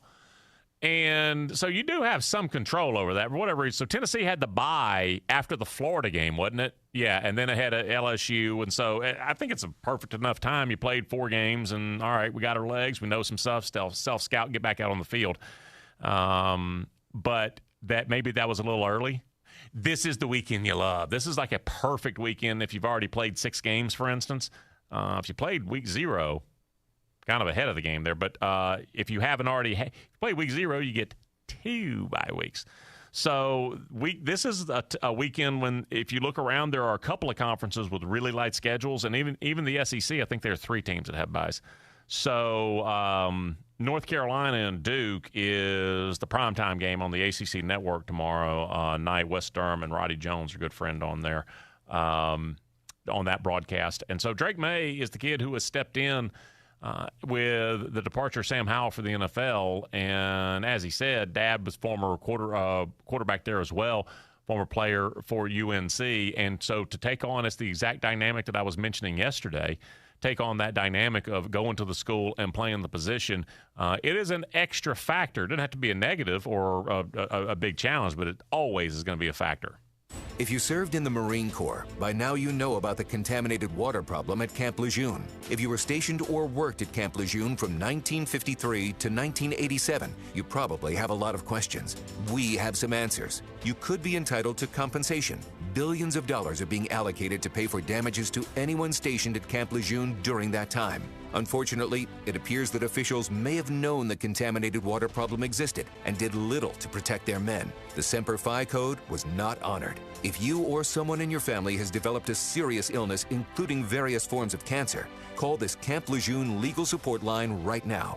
You can't turn back the clock and change what happened, but you can certainly call right now and learn your rights as a Marine. Here's the number. 800-681-8020. 800-681-8020. That's 800-681-8020. Paid for by Legal Alert Line. Auto Accident Help Desk is a marketing agency connecting callers with attorneys. Providers pay a fee for advertising services. I love getting my kids ready and driving them to school. But a careless driver can change your life in an instant, and insurance companies want to settle on the cheap. Auto Accident Help Desk connects victims with powerful lawyers. They fight for you. I called Auto Accident Help Desk and got help for my pain and suffering. Don't let an insurance company take advantage of you. Our attorneys fight and beat big insurance every day. Call 800-683-8922. 800-683-8922. If you've been injured in an automobile accident in the last 6 months, you owe it to yourself to make this free call with no obligation. We're available 24/7 to help you get the money you deserve for your pain and suffering. Auto Accident Help Desk helps accident victims like you every day. Call 800-683-8922. 800-683-8922. 800-683-8922. 97.7 ESPN The Zone. SportsMed is the official team physicians of the Rocket City Trash Pandas. And if the pros trust SportsMed, you can too. SportsMed provides every service you might need for complete orthopedic care, specializing in orthopedic surgery, sports medicine, joint replacement, spine surgery, neurosurgery, and podiatry. And they offer their own brace shop, in-house full-body MRI, physical therapy, walk-in clinic, and so much more. 4 locations and on the web at sportsmedalabama.com. It's beginning to feel a lot like summer, and the Home Depot has savings on everything you need to get it started this Memorial Day. Step up your grill game with propane griddles from Nextgrill for the perfect smash burger. Then feast with your friends and family around a new patio set from Hampton Bay. However you plan to kick off summer, the Home Depot has savings on everything you need to do it right. Feels like Memorial Day at the Home Depot. How doers get more done. You've got to experience Toyotathon at Bill Penny Toyota. They've got the selection with over 700 new Toyotas to choose from. And they've got the extras with Bill Penny perks and a 10-year unlimited warranty. So get on over to Bill Penny Toyota today and experience Toyotathon. Bill Penny Toyota in Huntsville and online at BillPennyToyota.com. Bill Penny's Toyota 10-year unlimited warranty is valid through the 10th year of ownership. Valid on new vehicles only. See dealer for details. Depression and anxiety affect almost 20% of Americans each year. At Integrated Behavioral Health, our mission is to provide patient-centered, high-quality mental health services in a caring and compassionate setting. IBH staff is wonderfully compassionate and friendly. They help me through a lot of my issues. I love this place. If you're dealing with depression, anxiety, or other mental health disorders, make your appointment today. Call 855-422-1618. Integrated Behavioral Health in Madison and Decatur. 97.7 ESPN The Zone.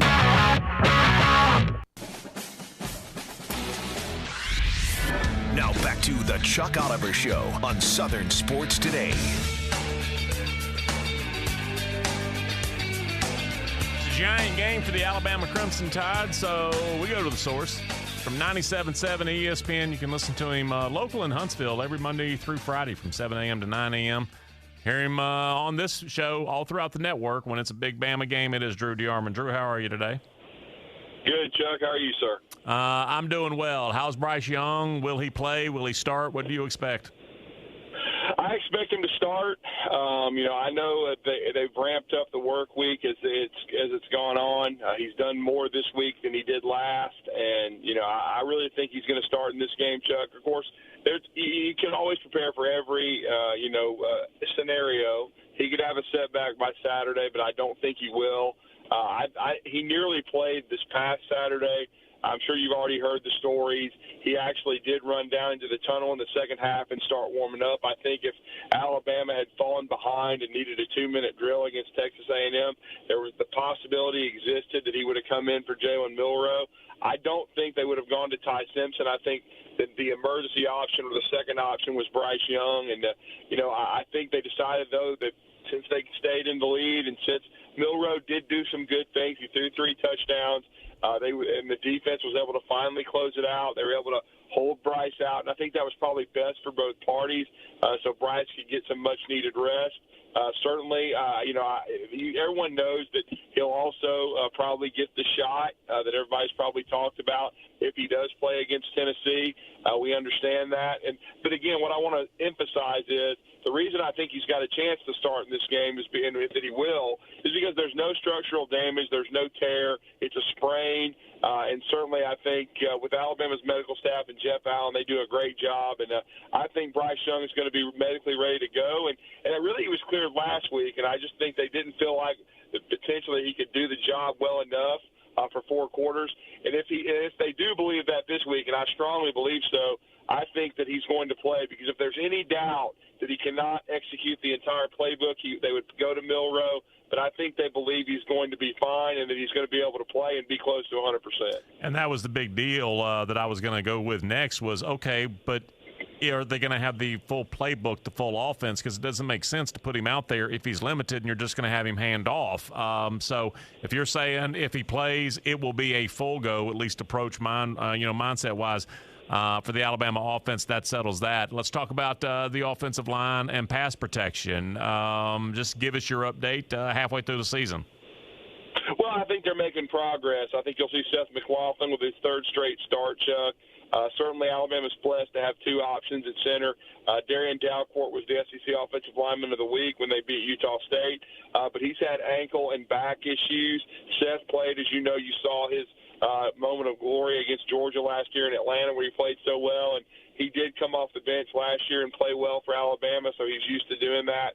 I think the running game has made a lot of progress since he's been in there, and I think maybe a silver lining in this cloud of Bryce's injury is you saw the running game start to take shape and become dominant against Arkansas. They rushed for nearly 300 yards and really did, before you take out the sacks, against Texas A&M, even with a quarterback where they were stacking the box. So I think the offensive line's made progress. I know Jim Nagy at the Senior Bowl, you know very well, he was very impressed with what he had seen out of Tyler Steen. I think Steen is settling in at the left tackle. I think J.C. Latham is settling in at right. And it'll be interesting to see if we continue to see the rotation at left guard. We've seen that with Javian Cohen and Tyler Booker, but it's been effective. So I think it's going to be key for Alabama to be balanced in this game. And they're going to have to score, in my opinion, between 35 and 45 points because I think this is easily the best offense that Alabama's seen all year. You know, we talked about part of the reason Drew Sanders, who had already played some, and I think it was a hand injury. He looked around and he's like, yeah, depth chart, I got to get out of here if I'm going to play. Well, I give Alabama's defense credit. They found a way to get Chris Braswell on the field with some of the other studs. Any way you can ramp up pass rush, I'm always about. Talk about that special package, the approach Bama's having with their pass rush. Yeah, no doubt. The cheetah package, they used it a lot on third down. They lined up Chris Braswell and Will Anderson side by side, and were able to really pressure Haynes King. And Haynes King's a great athlete, but he was sacked 3 times. He was pressured 14 times. Will Anderson had 8 pressures, nearly one. It was just one off the school record by some dude named Derek Thomas, who, as you know, was pretty good. So Alabama was able to rush the passer. Dallas Turner had 2 sacks. He had a really good game with 8 tackles and a sack and a half against Arkansas.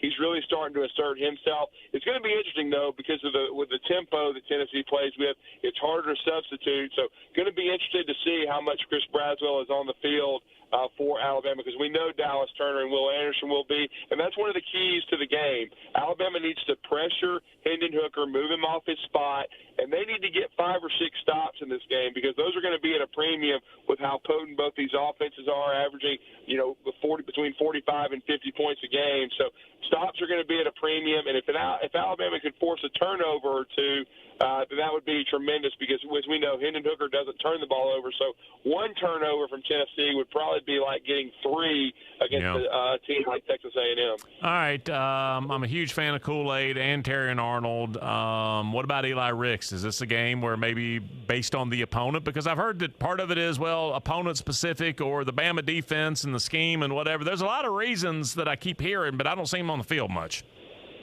Well, if there's a situation where injury or cramping takes place, or because of the number of snaps you play, if Alabama ends up on the field for 75 plus snaps, I think maybe you could see Eli Ricks and Kyrie Jackson on the field to give the starters a blow. But I think 80+% of the playing time and most of the snaps are going to go to Terry and Arnold, certainly, and Kool-Aid McKinstry. I think they played at a very high level. Terrion had his first pick last week. Probably should have had 2. He'd tell you that. They need Brian Branch on the field, too, for his versatility and his physicality. And then if they're in dime, I think you're going to see Malachi Moore with his experience out there. Though I would say if they can shift guys. So Kool-Aid has shown the ability to be able to play the star. You can put Branch, in the dime package as well, and playing the money spot. And if you do that, you could put 3 corners on the field. I think that would open the door for an Eli Ricks, because Kool-Aid can line up at the star position. But I think they're still going to go with that iron 5 and 6 if possible, because Brian Branch is a very good open field tackler. And as we know, with the way Tennessee likes to attack you, open field tackling by Kool-Aid, by Terrion, and by Brian Branch and Malachi, it's going to be very, very important. And I think one of the more underrated guys in this secondary has been DeMarco Hellens, who I think has done a really good job of playing with physicality and tackling very well. Jalen Moody's status? He's going to play. I expect him to be a starter. We didn't know about the bruised kidney till right before kickoff, where he had basically missed the week of practice last week. He has been back. I think he's been medically cleared, so he should be back on the field. He's been one of Alabama's leading tacklers. He and Henry To'oTo'o are very experienced, and so that should help Alabama. Deontay Lawson will probably see some snaps as well. He's played well at his stead, but really impressed so far with Jalen Moody and the senior year he's had. That should be a big return to the lineup for Alabama on Saturday in Knoxville. Wrapping up, Drew DeArmond. Get him on Twitter at DrewD977ESPN, and that's where you can listen to him Monday through Friday in Huntsville. Host of Talking Ball every Monday through Friday morning, 97.7 FM ESPN. Want to wrap up with just what you feel or think or what you see unfolding tomorrow in the game? I think Alabama's going to play well, Chuck. I think they've got a good plan. I think with Bryce back in the lineup, it's going to provide balance. I think this Tennessee secondary has struggled for a large amount of the season. Certainly, even last week, Jaden Daniels was 32 of 45 for over 300 yards. We know what Anthony Richardson did. And then with this Alabama running game, the explosiveness of it, 7 yards per carry nearly as a team, over 8 yards per carry for Jahmyr Gibbs, who is really starting to come into his own. If Alabama can win the turnover battle in this game, I think that's going to be huge because they lost it last week. And if they lose it this week, they will not win this game. But if they can, win that turnover battle, if they can, stop the run, make Tennessee one-dimensional, put them in some long distance and long yardage situations and get that one or two turnovers, then I think Alabama can win the game. And I think we saw them last year, even though Tennessee got off to a fast start, they were still able to hold them in the 20s. That's where the key lies to me. Alabama needs to hold Tennessee between 24 and 27. I've got the score 45-27 because I think if Bryce Young is close to 100% like I believe, it's going to be very difficult for this Tennessee defense. If Alabama can contain Byron Young on that D-line, who's the reigning defensive lineman of the week, if they can protect Bryce with some slide protections and give him time to throw, with that running game that's come into its own and developed the last 2 weeks, I think Alabama's going to win a high-scoring battle in Knoxville and run it to 16 years in a row. All right, Drew, I'm going to let you run. I know you're busy. It's a Friday. And I'm going to throw you a curveball here. Last question. It's an NFL thing. Jalen Hurts is not just kind of good this season. He's having an outstanding year for the Eagles. And they committed to him with a trade and draft picks and all that. So that's the backstory. Bottom line, did you have any expectation of this level of success for Jalen Hurts? Because I was kind of shocked when he even got drafted as high as he did. I was shocked that he got drafted in the second round, Chuck, no question. And I thought, potentially he could be a Cordell Stewart-type weapon for an NFL team. I did not see him becoming this level of starter this quickly, but I'll give the Eagles a lot of credit. They drafted Devontae Smith, who he has a lot of comfortability with at Alabama. They traded for A.J. Brown, who people may not know, but they were very good friends in college, even though they went to separate schools, so they knew each other. And I think they worked out in the off seasons. And they've got a really good tight end there, and they've got Landon Dickerson and some other studs up front on the offensive line, and they played to his strengths. They've run the football, especially last year, and they've expanded the passing game package, and they played really good defense as well. They played complementary football. And the one thing Jalen Hurts always did, he may have struggled some in the passing game, but what he always did, and this will be a key for Alabama to beat Tennessee on Saturday, is he protected the football. That game last week against Texas A&M, in Jalen's career at Alabama, there probably wouldn't have been any turnovers, and Alabama wins that game 34-13. Even if the kicker has an off night, Jalen would not have given the other team a short field. He did a great job of protecting the ball. He's done a great job of that in the pros, and to his credit, the Eagles right now are the best team in the NFL, and what a huge Sunday it's going to be with them taking on the Dallas Cowboys. Yeah, that's a marquee matchup, man. I'm so happy for the kid because, like I said, I didn't see it happening, and you can say he's having more success right now than Tua by some stretches. Drew, always appreciate you, brother. Thank you so much. Thank you, Chuck. Follow this man on Twitter, Drew D977 ESPN. And so, and that is the, Dallas and Philadelphia. That's one of the probably 5 short list rivalry games that everybody in the NFL knows about. Like, I don't know if, like those NFC North, there are a couple of NFC North rivalries where you may not actually understand how much Bears fans and Packers fans really, really don't like each other. And you're like, what, really? I've told you, if you listen to this show, you know now, but like LSU and Ole Miss, I'm like, folks, now it's friendly enough, but there are some of those rivalries you just don't. In the NFL, I mean, people know Dallas and Philly and Dallas and Washington. And, I mean, my gosh, Pittsburgh and Baltimore, you talk about a new rivalry I've said, that's blood sport. There's just good stuff. The NFL does it every single week. And so even when you're not attached, you're like, yeah, okay, Eagles, Cowboys, I'm kind of in. We're going to break. Rapid Power 1 next.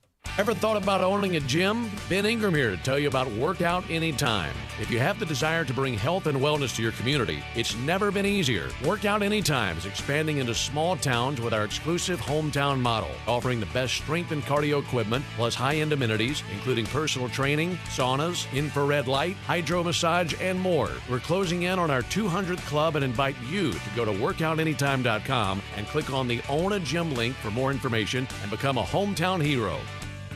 Harrah's Cherokee Casinos are a short drive from Atlanta and will turn your fun road trip into an epic escape. Harrah's Cherokee Valley River Casino and Hotel, that's in Murphy, North Carolina. Got everything you need for a quick gambling getaway, slots, blackjack, craps, roulette, all of it. And if you're looking to turn your escape into the ultimate gambling adventure, head to Harrah's Cherokee Casino Resort in Cherokee, North Carolina for their new and expanded poker room, a huge sports viewing area, over 2,900 Vegas-style slots and table games, golf at Sequoia National Golf Club, and so much more. And the sports book at Harrah's Cherokee Casinos are now open. Bet on pro and collegiate sports at 2 perfectly tailored gambling getaways. Visit harrahscherokee.com for details. Must be 21 years of age or older to enter the casino floor and to gamble, and must present a valid state or federal photo ID upon request. Know when to stop before you start. Gambling problem? Call 1-800-522-4700. An enterprise of the Eastern Band of Cherokee Indians. Are you seeing the telomeres here? Come here, look at the scope. Dr. Ocasio's lab startup just discovered a gene therapy breakthrough. The cells have already doubled. He needs a fleet of research assistants before this breakthrough breaks them. We need lab techs, research assistants. Indeed can help him hire great people fast. I need Indeed. Indeed you do. We instantly connect you with quality candidates whose resumes on Indeed match your job description. Visit Indeed.com/credit and get $75 towards your first sponsored job. Terms and conditions apply.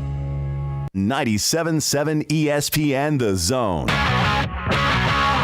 Thom Luganbill here for my friends at Woody Anderson Ford. Bobby White and his team take great pride in their service department, and you can see it the moment you walk into those beautiful new service lanes. And just like a championship team, they all work together to make sure your experience is second to none, whether you drive a Ford or not. Also, check out the gold certified pre-owned inventory at Woody Anderson Ford for great deals every day. Stop by and see them at Jordan and Sparkman or at Woody Anderson of Madison on Hughes Road, or visit WoodyAndersonFord.com. Great food and the best live entertainment is what it's all about at the Furniture Factory Bar and Grill. Head to downtown Huntsville every Tuesday for karaoke on the only outdoor karaoke stage in North Alabama. Thursday night is the Valley's longest running and biggest bike night. Food and drink specials, giveaways, and live music on the patio. And the Furniture Factory menu is fully loaded with options from steaks to salads, plus a whole lot more. Featuring a weekday happy hour that starts at 3. 619 Meridian Street, downtown Huntsville, and online at FurnitureFactoryBarGrill.com. Are you in the market for a recreational vehicle? Do you want to get out and see more of this beautiful country? Well, imagine hearing the laughter of your little ones enjoying gooey s'mores by a cozy campfire and making lasting memories with your friends and family from the comfort of a new camper. We can make your dreams come true at Hall's RV. With over 15 years in the camping business, we know how to get our customers into the perfect camper. We have several models and floor plans here for you to choose from, both new and used. We're family owned and operated with fantastic deals and great service. Everyone wants to work with people they can trust, so come on down to Hall's RV and get the deal of a lifetime. We'll treat you right and get you on the road in the camper of your dreams. Visit us on Highway 431 in Albertville. Hall's RVs, where we sell fun. Or see us on the web at www.hallsrvsales.com. 97.7 ESPN The Zone.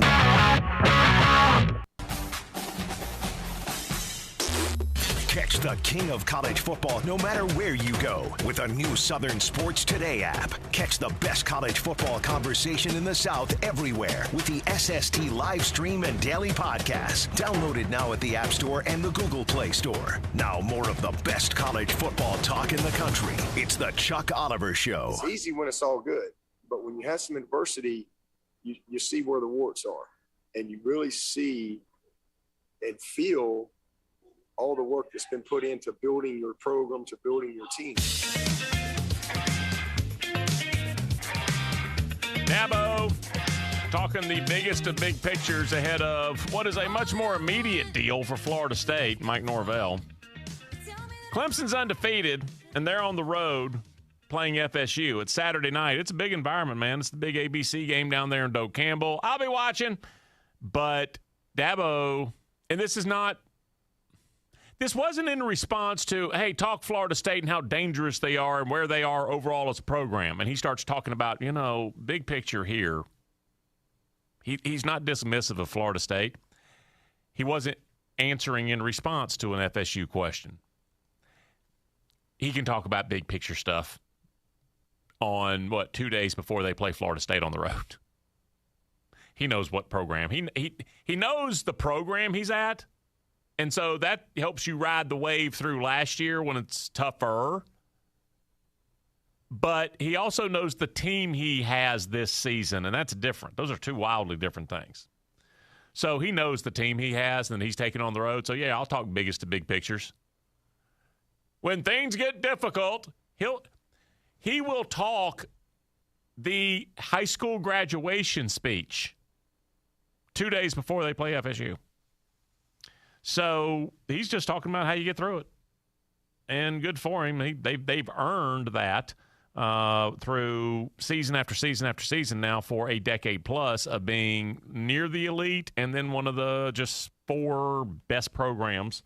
I say four best because if you were to say, not this season, but this season and the next four, like the next 5 times playoff seeds are announced, pick 4 teams.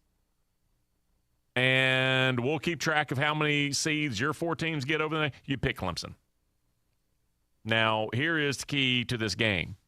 Offense. Okay, what do you mean? Be a bit more specific. In that Clemson's offense has started to hum.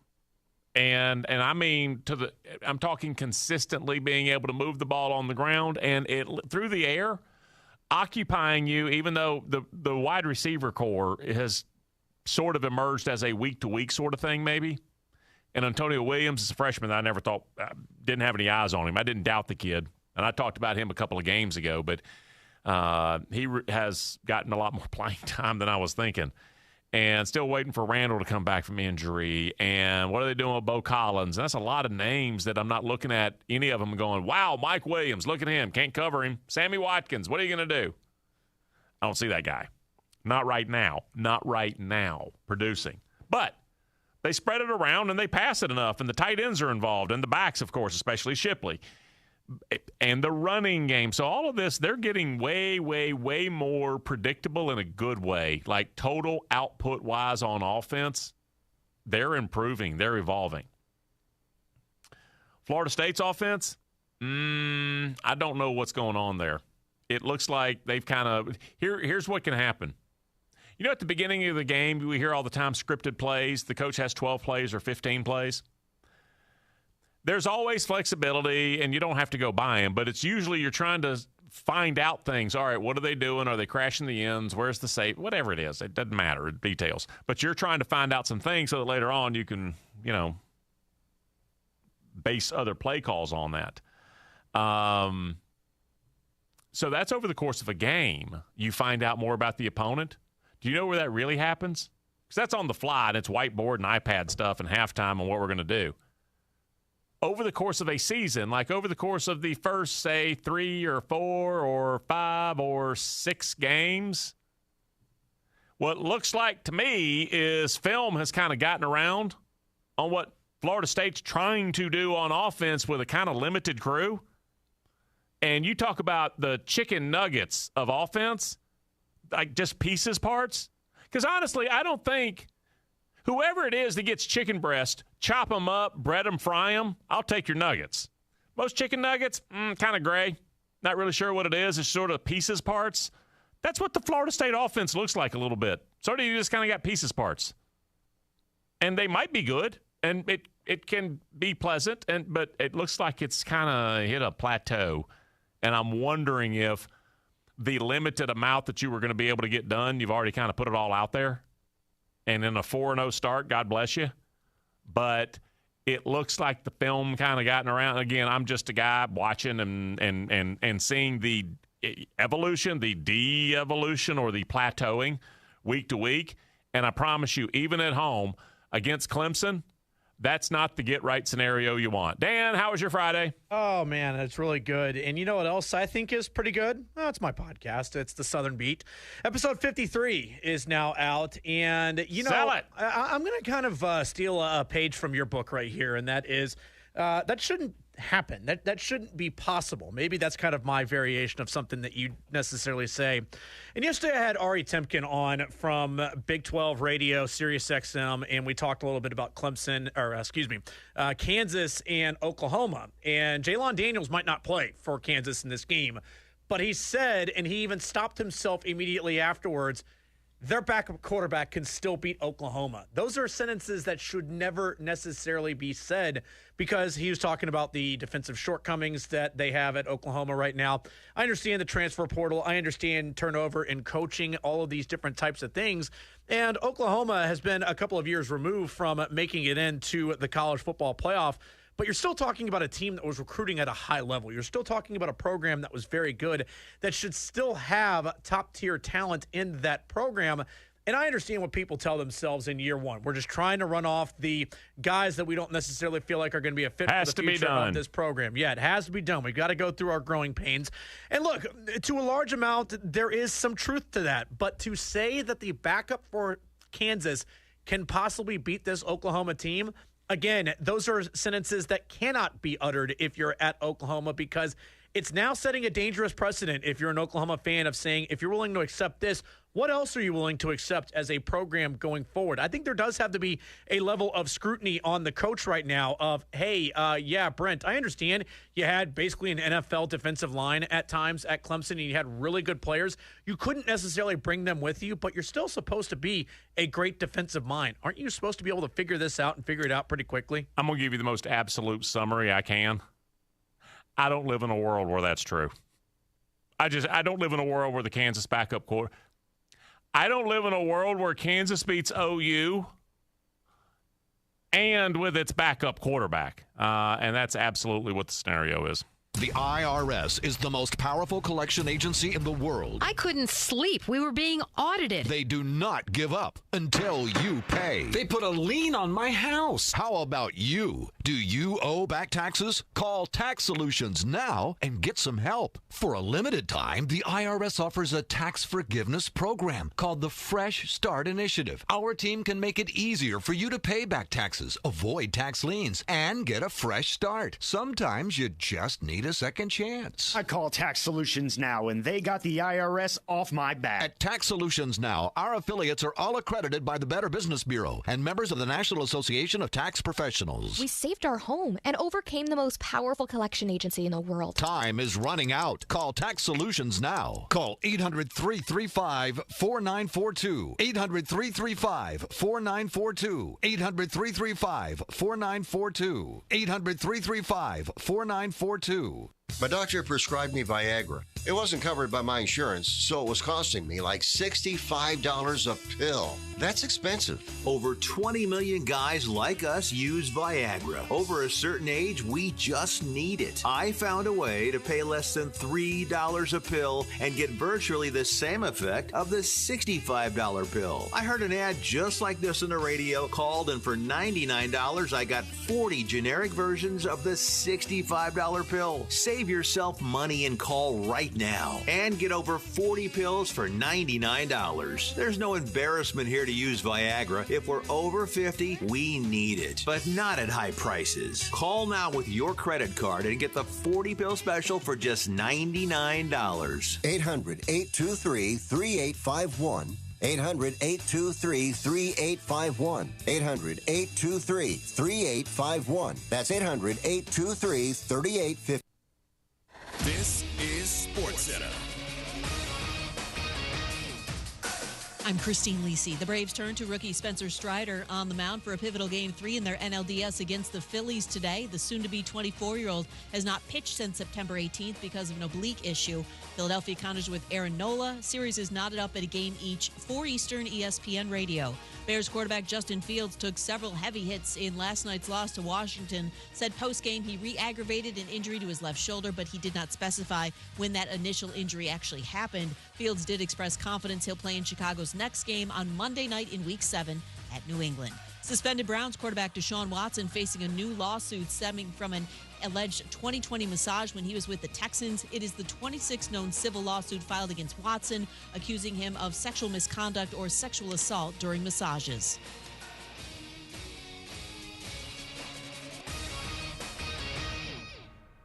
From the Fox 54 Weather Center, I'm meteorologist Emily Owen. For this Friday, expect plenty of sunshine. High temperature is going to be topping out in the mid-70s for the afternoon. Heading into your Friday night, low temperatures will be bottoming out in the lower 50s. Heading into the overnight, you can expect to see a clear sky. Looking ahead into the weekend, it looks like temperature is going to warm up just a tad bit. We'll see the lower 80s. And again, we'll continue to see plenty of sunshine. I'm meteorologist Emily Owen on your home for ESPN Radio 97.7 ESPN, The Zone. If you're ready to lower your utility bills, it's time to call Eagle Insulation. Eagle can handle it all. Attic re-insulation, insulation removal, wall insulation, and new construction insulation, commercial and residential. Our primary goal is to save you money, and lots of it. Typical clients realize their return on investment within 3 to 6 months. That means the re-insulation actually pays for itself and then some. See if we can help you. Contact Eagle Insulation today, 256-755-1556, or log on insulatewitheagle.com. WCZN, Union Grove, Huntsville, Alabama. 97.7 ESPN, The Zone. From Coleman to Fayetteville and all points in between. Son, pull the hammer back. Smokey's coming at you in a plain white wrapper. 97.7 ESPN, The Zone. Of college football, it's the Chuck Oliver Show on Southern Sports Today. It's hour 2 on a Friday, on a in-season Friday. On an in-season Friday ahead of a great day of college football. So I appreciate y'all joining the Chuck Oliver Show. That great day of football tomorrow, and I am saying just by either ranking or actual records in some cases, because ranking will get you with... This is one of the games I'm talking about tomorrow. Ranking will get you when it's 3 versus 6. Ranking will get your eyeballs, I'm saying, when it's 5 versus 10. And you've got both that going on tomorrow, and it's fantastic. Are you aware? Dan's going to get this right, I bet. Are you aware that tomorrow we also have undefeated number 8 at undefeated number 13? Dan, who is that? That is the Pokes at the Frogs. And that's big brain on Dan. And Eamon G. Carter there in Fort Worth. Oklahoma State's, this is the, and we know that given what the Big 12 is, this is an eliminator, I believe. I think. Because the Big 12 is a conference that it is, let's just say it's easier to leave them out than other conferences. And at least one of these teams gets eliminated tomorrow, I believe. It doesn't mean the other is in, not by a sight. But I believe that this is the eliminator for Oklahoma State and TCU, because nobody in the Big 12, you don't get a lot of quarter there. And so going undefeated may be what it takes. And this is not as much of an offensive just fire. It's the Big 12, so, points aplenty. Well, they'll score, but it's not going to be what you think it is. And even Oklahoma State losing the DC and whoever else left in transfer portal in the NFL, they're playing good defense. So, and Spence Sanders doesn't turn the ball over, then they could win tomorrow and just keep right on rolling. So that's by record. I don't think most folks, and this is another in the category of this is not a you problem. Most folks don't have tomorrow's NC State-Syracuse game on their to-do list. It's on the ACC network. Give it a look if you want to. But NC State, I think, keeps rolling along on that one, and they go on the road and they get something that will look really good on its schedule when the committee discusses not a playoff seed for NC State, but maybe a New Year's Six Bowl, a rotation bowl, and maybe this is one of the final 2 seasons or last season before we expand the playoffs anyway. But so NC State is not one of the 4 playoff teams for this year. Not that conversation. A win over a team that was this record and this ranking, 6-0 and number 18 in America, that helps a program like NC State big time. Not getting to the playoffs, but maybe get to the Orange Bowl or similar. So there's that. And again, you ain't watching it. I'm just telling you what's on the line. Then there are games that by reputation you probably should be a little bit more interested in.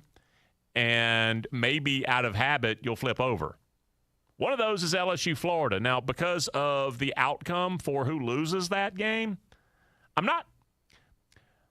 I've admitted before, when Will Muschamp was the coach at Florida, I used to watch them every single week, especially that season, the lose to Georgia Southern and Vanderbilt season. I was like, I can't believe this offense. And if I was a Florida fan, I believe that isn't the current term, I would have been hate watching them. When you really do like something, but you're so angry the entire time, I hate watching them. I wasn't hate watching. I was just trying to comprehend how the offense could be that bad. So I'm not watching it looking for any sort of perverse pleasure of, and then their season's wrecked. Whoever loses this, based on what are normally the standards and expectations and wants in either Baton Rouge or Gainesville, whoever loses, your season's wrecked based against those standards. Those goals become redefined after tomorrow night for whoever loses.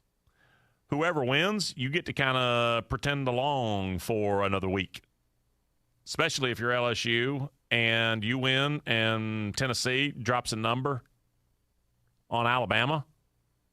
You're looking up going, what? I already told you, I've given you the ultimate compliment possible. I love Tennessee +7 at home. I ain't betting it. Bama or walk. It's just one of those policies. But could it happen? Absolutely. So the intriguing possibilities, more for LSU, the intriguing possibilities for the outcomes of the rest of the season for the winner, yeah, they exist. Way more interested in the aftermath of the team that loses. I think that's LSU. And part of that is because when you talk about the offensive line there, this is something going into the season that this is not a complaint. This is something that going into the season we were all marveling at the fact that at least one freshman's going to start at tackle, and then we realize 2 of them are going to start. Here is the bottom line summary through half of the season for LSU. The end of game production, when you look back and watch the film and then see what it equaled of the LSU offensive line, it's a giant problem this season. And for real reason.